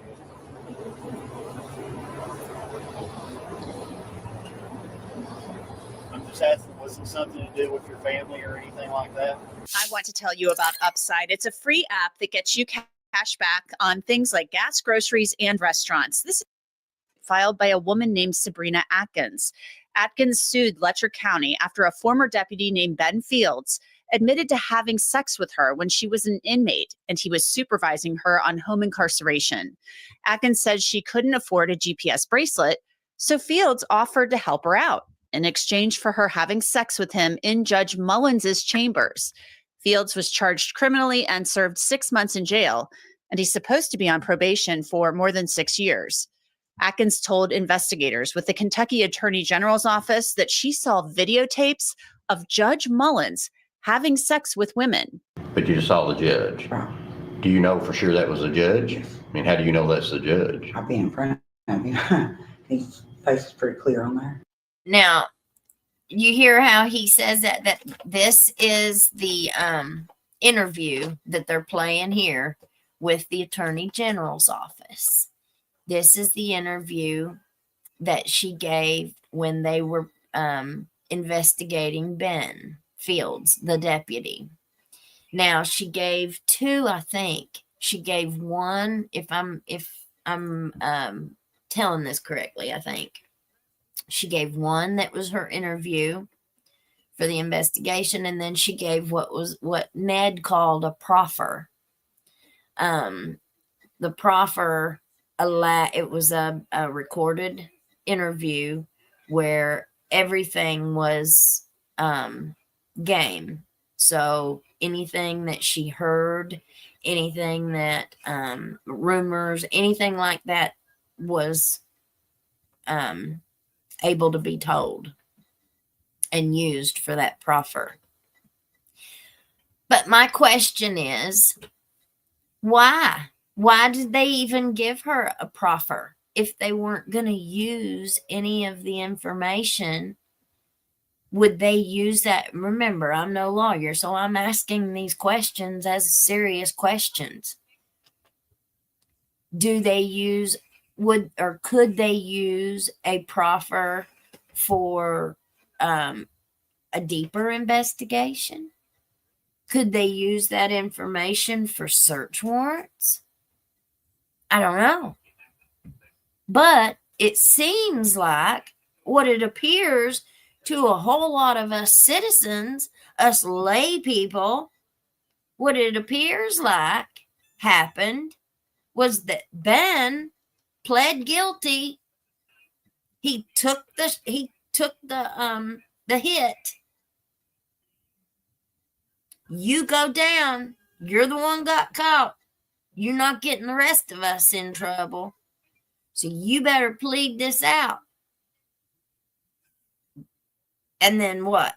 There wasn't no more. We've not heard nothing else about any deeper investigation, even though this information is out there. And she's not the first one. Sabrina is not the first one to finally speak. She's just the first one that anybody listened to. She's just the first one that anybody listened to.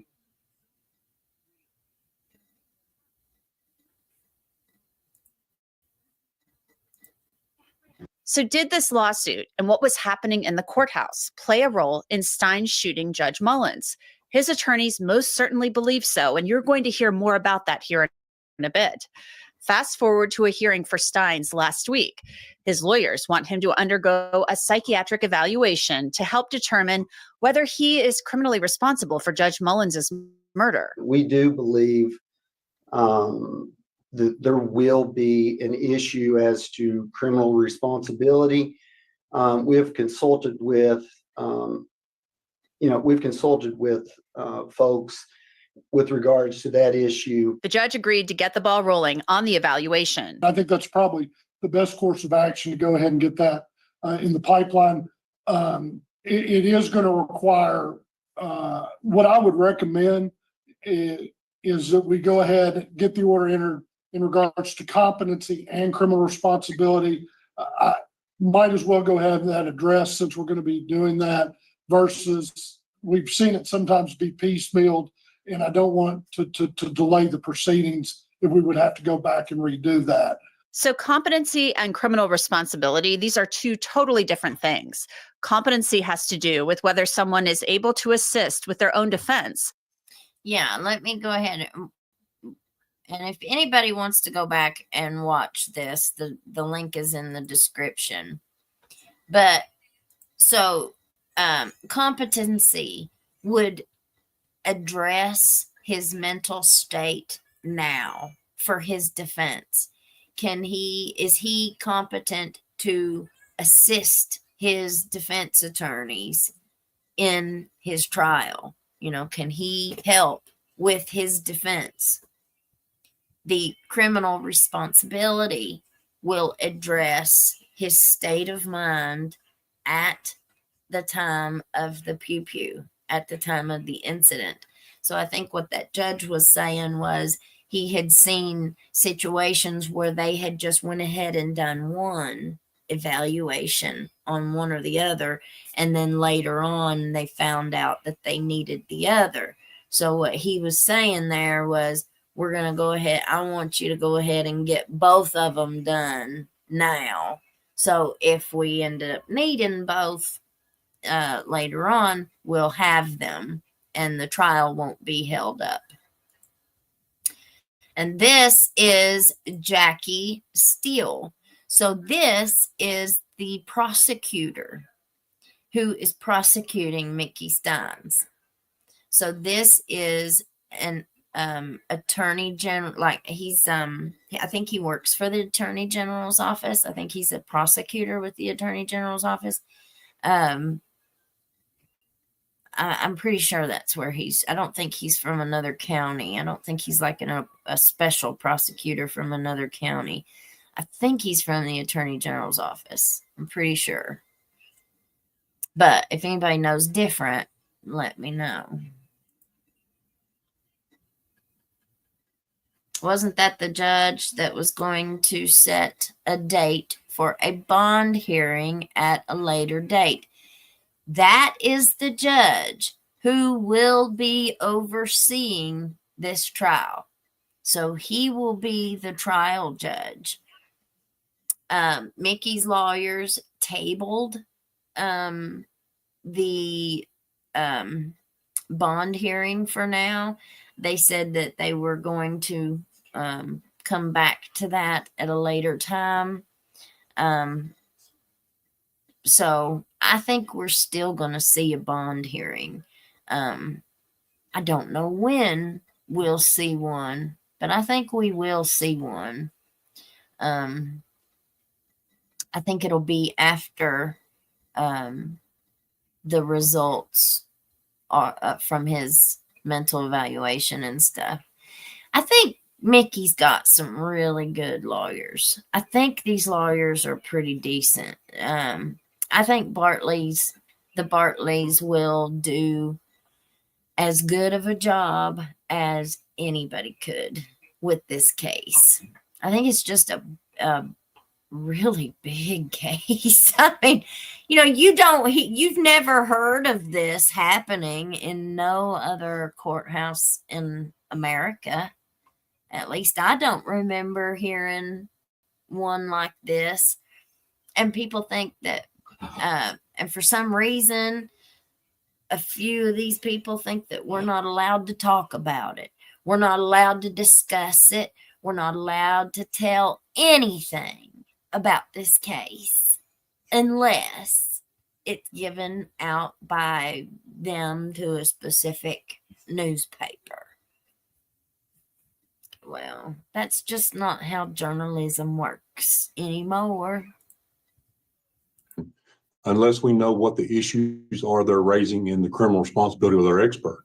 So we're going to get in a position where our experts at KCPC or the court's experts at KCPC on criminal responsibility are going to make a finding while their expert's present, and then he's going to go back and write his report. I don't want the court's KCPC evaluators doing an evaluation until they know what their position is, what their expert's position is. That way he's not interfering, but he's in an evaluation for criminal responsibility, and then he gets to go back and then address issues that he thought were not discussed properly during the KCPC responsibility issue. So both sides will file briefs on that issue. Meanwhile, the exchange of evidence is well underway. I know we have made discovery. I think 2 weeks ago, we made another some more discoveries, some issues. We still have some things coming in and things being tested.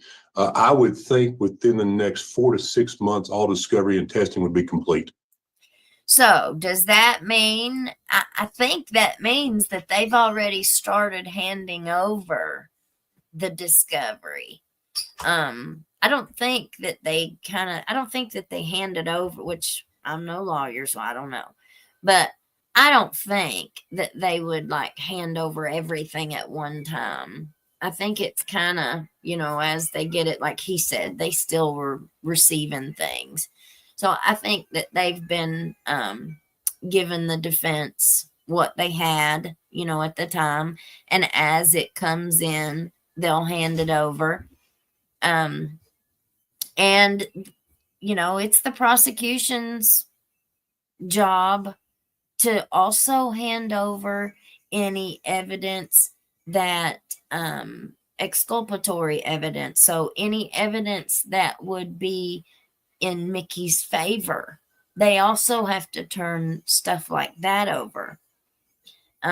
So I'm going to be really, really interested to see this discovery. What all is going to be in this discovery? What's all in the phone records? Who all is implicated or involved? We do know through our own investigations and sources, we do know that there is misconduct that has been going on down there. And some of it is still going on. But who's supposed to do anything about it? People, like I said, whenever the coroner, Marty Baker, beat up that Puckett boy and just completely disfigured his face, that was kept in-house. That was kept downstairs. It seems like they take care of their own. There's another couple cases that I've been digging into. Serious problems. Serious legal problems in these cases. But who's supposed to do anything about it? Well, I don't want anybody to ever think that I'm giving any kind of expert lawyer advice, because I am not. I am not an attorney, so I'm not giving any kind of legal advice whatsoever. It's all my opinion and my observations and speculations. There's nothing that I can do about anything. The only thing, and Butterfly Kisses, Elizabeth, have you heard if Sabrina has been threatened? Well, I have not spoken to Sabrina herself, so I couldn't speak on that. I can speak on things that I have heard in the grapevine, but we see that she's been arrested.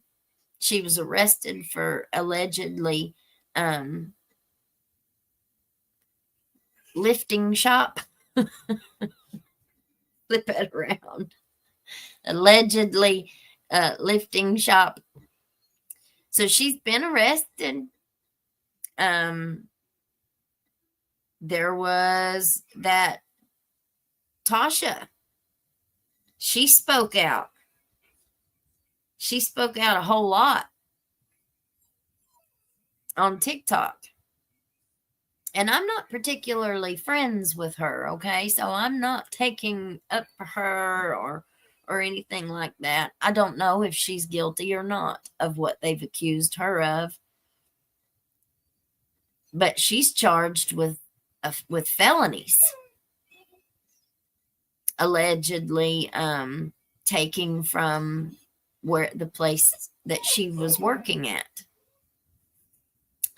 She was, if I'm not mistaken, she was indicted on charges, and they slapped her with another PFO.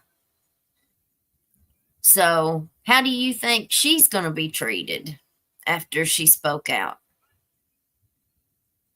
Is she going to be fairly prosecuted?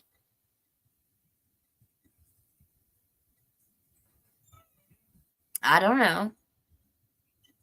I wonder who would even oversee something like that. Is there an ethics board? The only thing that I know that you can do for to complain about a lawyer is to turn in a bar complaint, which we're going to go over how to file a bar complaint, because a lot of people don't even know that that's what they're supposed to do.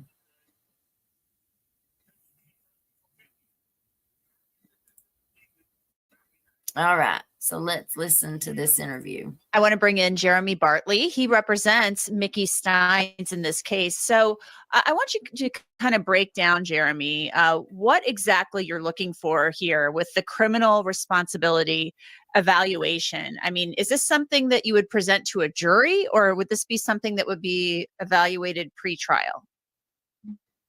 Well, it has the potential to be both.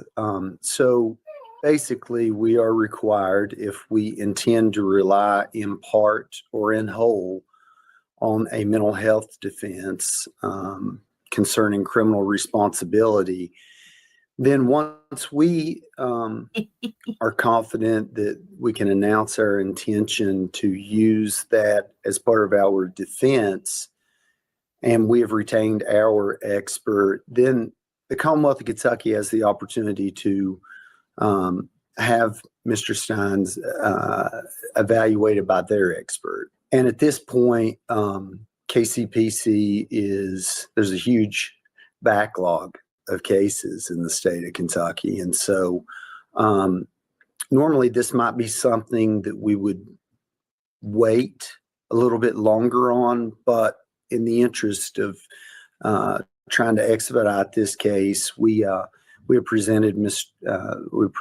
Mickey for examination now. The Commonwealth seemed a little surprised by this. It sounds like they kind of expected the competency exam request, which is different. Competency determines whether or not your client can assist in his own defense. Sure. But you said it was a joint motion. So explain to me kind of why they seemed sort of taken off guard there. Yeah, and I don't want to speak for the Commonwealth, but I have spoken with Mr. Still after. I think potentially there was a misunderstanding between the two of us, but I will say that we have not had a reason to believe that he is not competent. And so competency for the viewers is, that's an examination of whether he's able to understand the nature of the proceedings and whether he's able to assist us in preparing his case for trial. It concerns only the now. Where is he at today in terms of his ability to understand those things and to participate?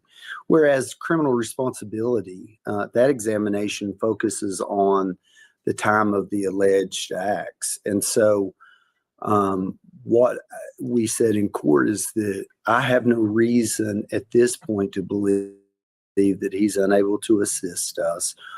I believe that he understands the nature of the proceedings. But I do believe that his defense will in part rely upon a mental health defense. In the Commonwealth of Kentucky, the statute is very clear. A person is not responsible for criminal conduct if at the time of such conduct, as a result of mental illness or intellectual disability, he lacks substantial capacity either to appreciate the criminality of his conduct or to conform his conduct to the requirements of law. We saw the body camera footage that was released that we obtained earlier this month. Your client seemed very paranoid in this footage. You know, he's asking where they're taking him, all of this. Now, here is where you're going to hear what he says. There it is. This is in the Sally Port. You're going to hear what he says about that stuff. You know, it almost sounded like he was afraid they were going to take him in the woods somewhere and do something to him, or that he was going to be taken somewhere. I mean, did he feel an imminent threat? And was it because of this lawsuit, you know, about the sex in the courthouse and all of these allegations? If you'd like a one-word answer, yes. Yes, he did feel threatened. I love him. In the By days Judge leading Mullins? up. He felt threatened by. Look at that smile. Look at that smile on his face. He knows that Mickey felt threatened, but he doesn't want to say what Mickey felt threatened by. Who? She's asking him right here. Was it Judge Mullins? And look at his face. They know. You can't tell me that they don't know. They know.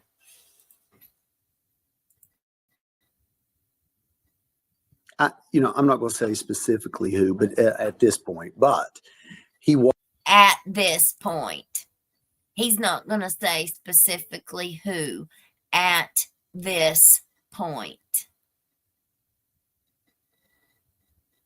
I said from the very beginning that I thought this had to do with the deposition. I said from the very beginning. Now, Bartley had said something in his interview, that one of the first ones that connected the deposition, and Ned came on and said, "Oh, wow, he said that it had," and I just had to wonder, does this have something to do with my lawsuit? And I came out right then. Oh, yeah. Oh, yes. I think this is connected. I think it had to do with the deposition. 3 days later, oh, yeah. And could you imagine being a coworker down there and everybody whispering behind your back? Have you ever went somewhere and everybody that was there was talking about you, and they whisper and then they look at you? You can tell when people are talking about you. You can feel the way that people are acting. Was concerned about if he said the wrong thing, or if he had already said something that. If he had already said something, what did he say? Does anybody remember the deposition? What did he say? Because the whole front of the deposition, all he said was, it was you could just tell he was nervous. Ned even said he was acting real shifty, like he was in that one video, his first arraignment, his video arraignment. So the first part of that deposition, he's like, "Oh, can you read that question again? Can you repeat the question? I'm not really sure." He didn't really say much in the front. The only part that I remember, maybe we should go back and look at the depositions. By the way, all of the depositions are up on my Patreon. So if anybody, and I still need to get all of the group chats and the memes. I've got 15,000 pages from that. So we need to still put that up, complete with the famous turtle pic, the turtle meme. The first group of stuff that we got had all of that redacted. It told about it. She asked him questions about that in the deposition. But when you got the actual documents and we started going through them, that was redacted.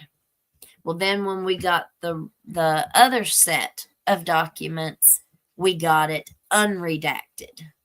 So we were able to see the picture. And it was just a meme, but it was offensive. It was offensive. Just about everything that I read, and I haven't even went through them all, but just about everything that I read was offensive. We've also got a video out there.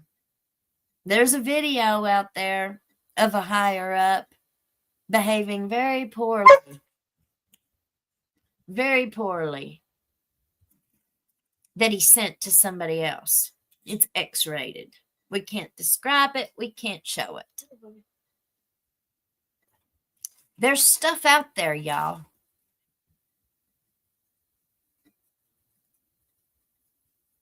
There's stuff out there.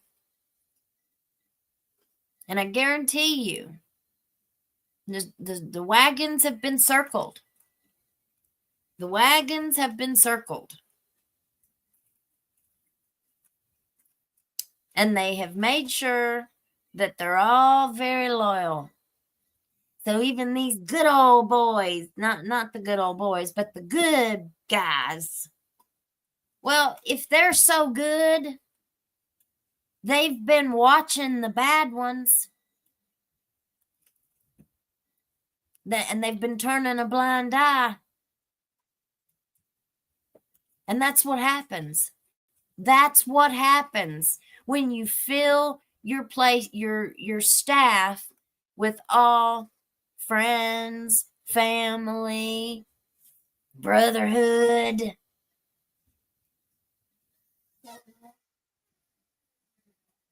No. Thank you, Miss Christie.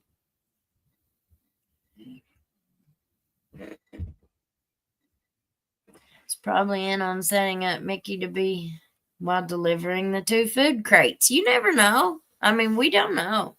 We sure don't know. We just don't know. We just don't know. I wouldn't run for an elected office around here. We've got another case that we're going to be looking at, but before I talk about it, I want to go to their house and tell them that I'm getting ready to talk about it and ask them if there's anything that they want to say. But we're going to be talking about a really, really big case that was just jacked from the very beginning all the way through to the very end. Just jacked. Full of deception, falsehood. I mean, you name it. This case we're getting ready to talk about's got it. And the sad thing is that it's getting to where, you know, I personally, I don't trust. Like, we know that they can indict a ham sandwich, right?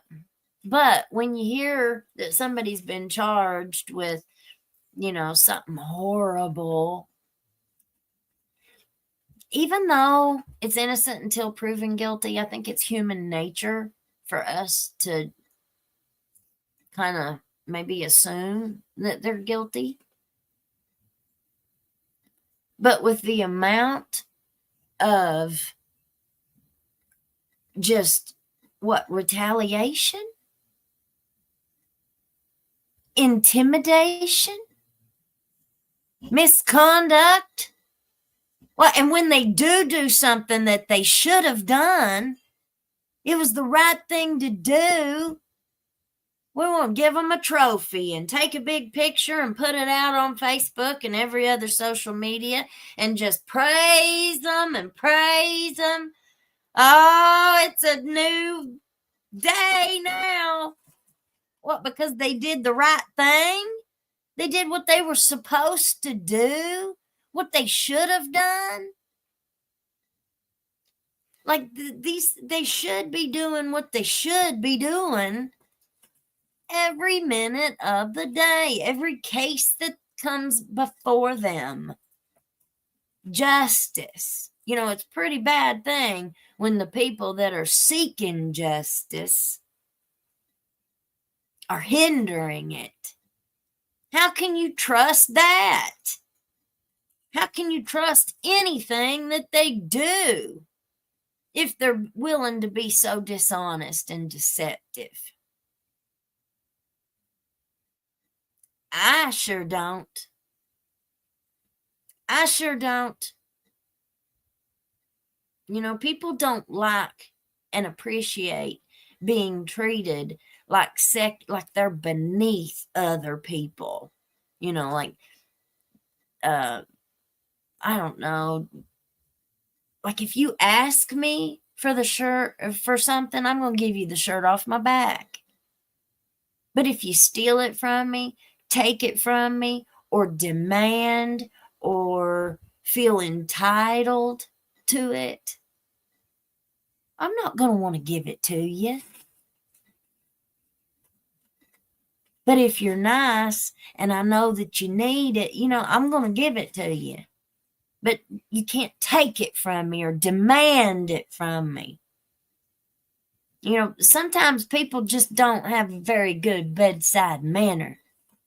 Or they've got them a mask up. But they can't keep that mask up forever because it ain't real.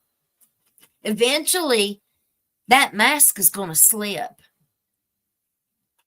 Eventually, they're going to show their true colors. But the sad thing is it might be too late by the time you realize the wolf in the sheep's clothing.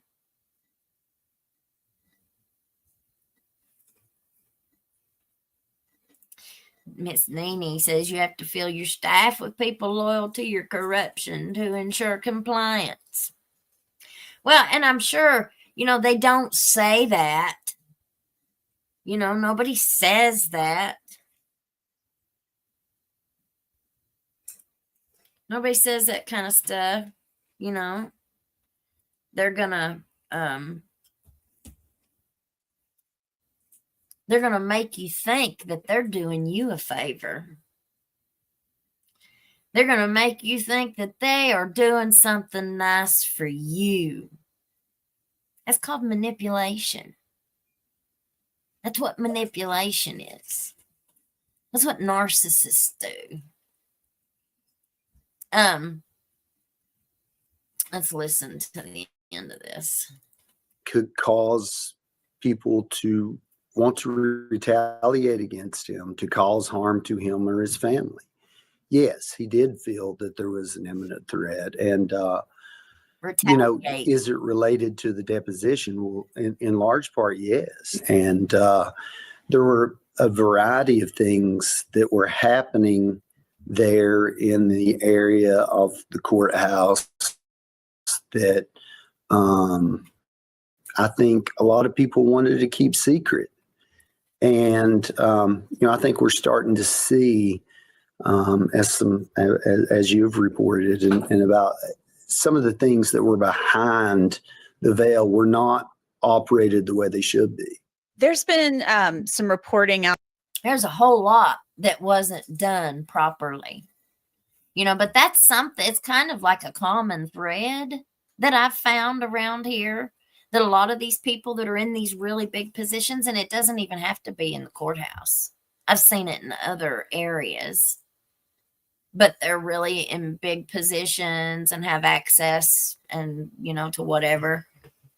They could very easily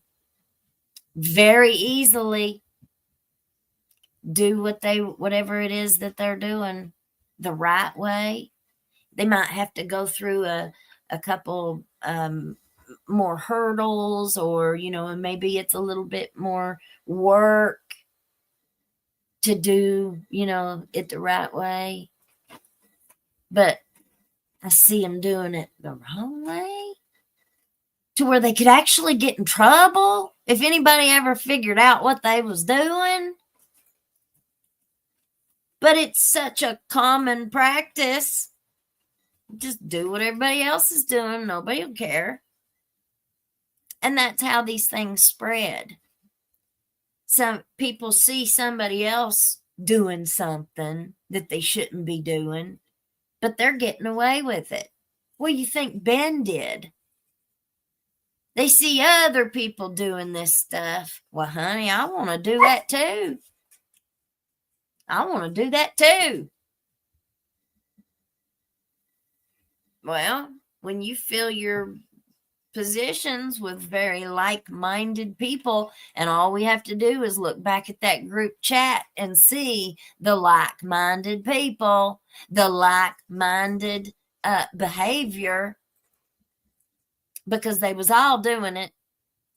They were all laughing about it. They all thought it was just the funniest stuff ever. And they probably didn't care if anybody saw their chats. I mean, it was business as usual.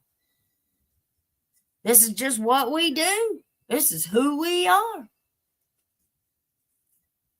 Well, that ought to be a very big red flag when you've got a deputy who's taking a polygraph, admitting that they're drinking on the job in the jail as a deputy. So does that open the inmates up to access to alcohol? Well, of course it does. Are you so sure? I mean, if they're admitting to drinking it themselves, I wouldn't put it past them. Ain't that contraband? Wouldn't they be in trouble for promoting contraband? I don't think you have to necessarily be an inmate to be charged with that. If you are an employee in a correctional facility and you bring alcohol onto the premises, that ought to be promoting contraband. If you're admitting in your polygraph that you're having smacks with a coworker in the bathroom, what charge is that? I mean, I don't know. But it sure shouldn't be accepted. It sure shouldn't be something whenever you're sending your employee to go take the polygraph and, hey, by the way, let me tell you how to pass it.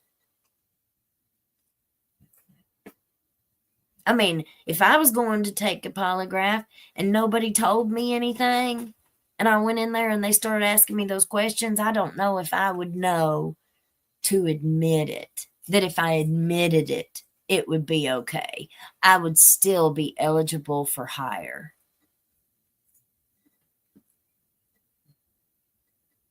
And then all we have to say is that we just went by the top report, the top piece of the paper on the report.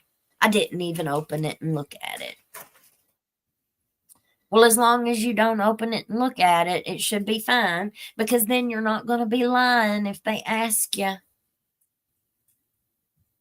These are the kinds of loopholes and things that, should be closed.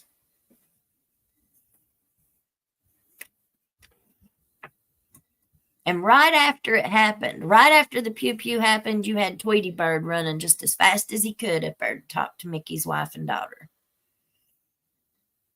He's crazy. He's crazy. He's lost his mind. Mental illness is real.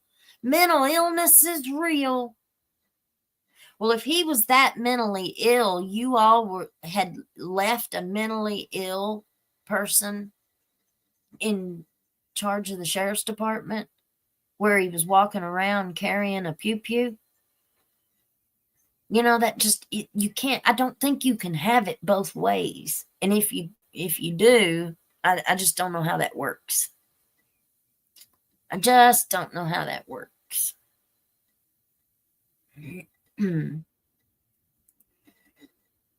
God sees the world's current injustice, and he will correct it. Ecclesiastes 5:8. Yes, he will.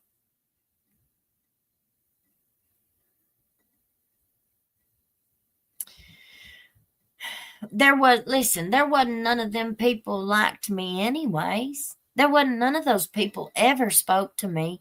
And now, you know, and all the pictures and stuff that I've done of all these ball games and stuff for all of these years, they don't care. They don't care one bit. None of them do. None of them. The only people that care about them pictures are the other ball moms and the other family members that I do it for. And I do it because I love it. It's okay. They don't have to acknowledge any of that. They don't have to acknowledge me. They don't have to acknowledge anybody. You know, that's part of freedom, free will. We can do as we please. We have free will. You cannot make people love you. You cannot make people like you.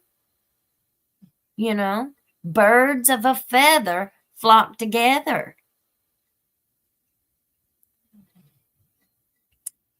I didn't belong. I carried my Bible with me everywhere I went when I was down around that way. And so I guess I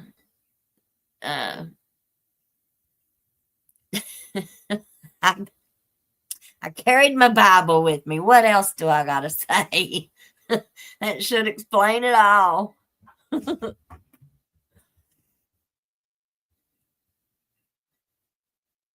Let's see. We're going to close it out here in a minute. We'll finish this interview.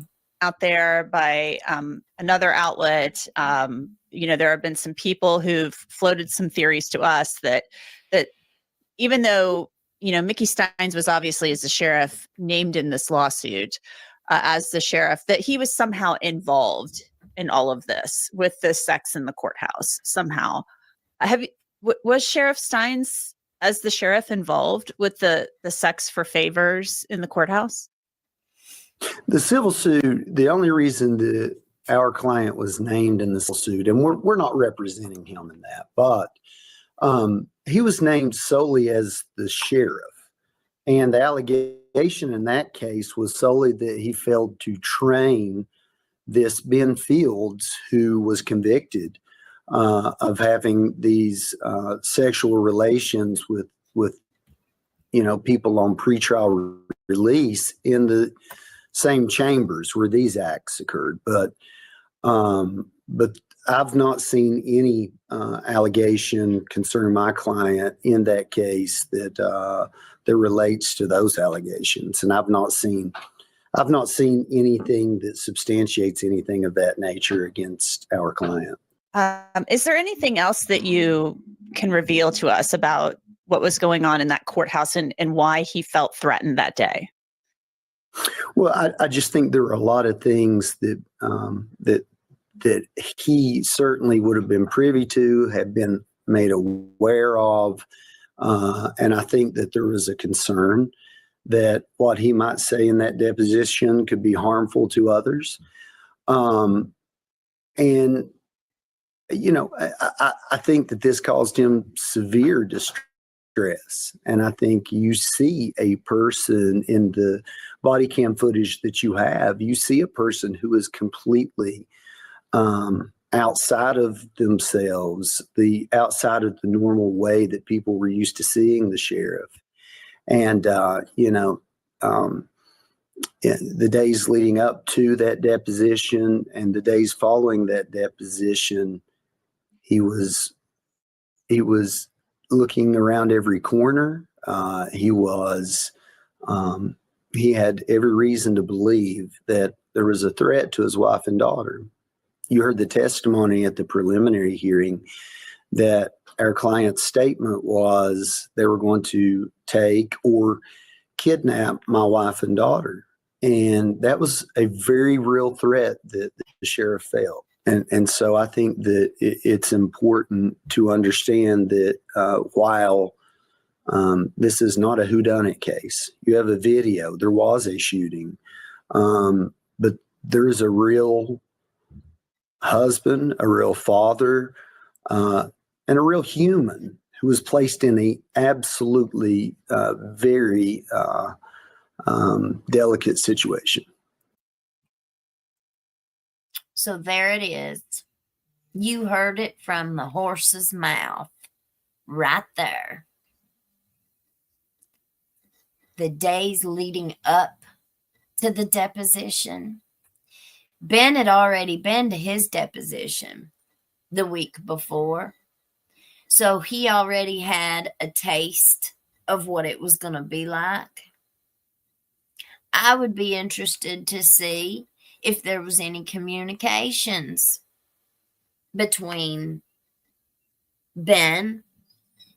You also had Ben's wife, who was given the job in the courthouse upstairs after Ben served his sentence in the jail downstairs, his comfy sentence, his very short and comfy sentence. I also heard that the other police officer, Brian Dameron was arrested when he was a supervising deputy under Danny Webb, the sheriff before Mickey. He was arrested and pled guilty. Old DD was his lawyer too. He got a short sentence, like a 5-year sentence. And I don't know if he had to serve a year, but he didn't. And then the rest was on probation, but he didn't serve much time either. Now, which is I don't understand why, but now they transferred him. Oh, I don't know about transfer, but he served his time in a neighboring county jail. He was sent to Harlan County Jail, where I heard that he also was given a trustee assignment and that he had the run of the place as a trustee, that he was treated very, very well over there. So that's kind of uncommon when you think about police officers who have to go to jail. Anytime we hear about that anywhere else in the country, their life is at risk because they're going in to a correctional facility full of inmates who have, a lot of them were probably put in there. Some of them was probably put in there by that officer. So they're not going to be a very popular person. A lot of times policemen, members of law enforcement, whenever they have to go to jail, they are put into protective custody. They're put into protective custody, which means they are isolated. Sometimes they'll have a dorm, a PC dorm, just for protective people who are in protective custody. It'll be a very small handful of people, depending on how big the facility is, of course. But they usually have to go into protective custody. They're not usually given trustee assignments and given the willy-nilly of the facility. You can do as you like. You want to have a contact visit. You want your wife to come in and she can sleep in the bed with you. Where does that ever happen at? When and where does that ever happen? Except for here, allegedly. I'd like to see some camera footage of that 6 months. Camera footage from the jail from those 6 months that he was there. I'd love to get my hands on something like that. But good luck, huh? Good luck.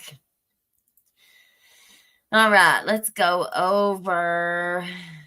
Y'all, thank you so much. Miss Lynette, please hit the like button if you've not hit it yet. Hit it on your way out. KP Policies, thank you. Miss Tracy Goggins. And Vet Girl RW Bus. Thank you, thank you, thank you. She did a double take tonight.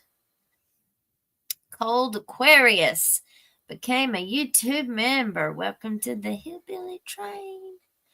Christy A. Painter's daughter. Bam. He's one smart cookie there. Mickey has a lot. He's kept closer to the vest and shared only with them. Because he knows. Mickey knew.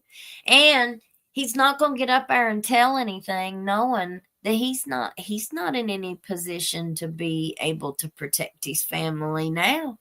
The only thing that he can protect them from now is if he keeps his mouth shut. But I think it's changing. I think that's the way that it was when I think that they could keep all of this contained. But because this ended up being such a huge story, they weren't able to keep any of this contained. Or at least they weren't able to keep all that they wanted to contained. So we'll have to wait and see how this all plays out. We'll see how much retaliation and intimidation does. We'll see what kind of results come from it. We'll see how much it plays a role in this and everything else too. This isn't the only case, but this is like the biggest one. So, all right, y'all. We will see you in the morning to pick up on Cult Mom trial, and then we'll see you again tomorrow night. All right, so be here or be square. Like it, love it, or leave it. Peace out, Girl Scout and Boy Scout. Bye. You can't hide from hillbilly crime. You can't hide from hillbilly crime. You can't hide from hillbilly crime. You may not know that there's a crew in town. The head hillbillies are making their rounds. Small town whispers loud and clear. The sheriff shot the judge in his chambers chair. Sheriff got a secret he won't keep. Judge shot dead in his disbelief. A lot of people have some stories to tell. Dark pass away, get the sound of a shotgun shell. All the secrets spill on down. Voices loud in this old town. From the courthouse to the ground. Rumors fly and they can't be bound. Neighbors hide behind their blinds. Whisper tales of troubled minds. Skeletons covering the mountainside. A treacherous reality in the pines. Winter reveals the hidden lies. Moonlight couldn't mask the cries. Shadows caught in sunlit skies. There's no cover, no disguise. All the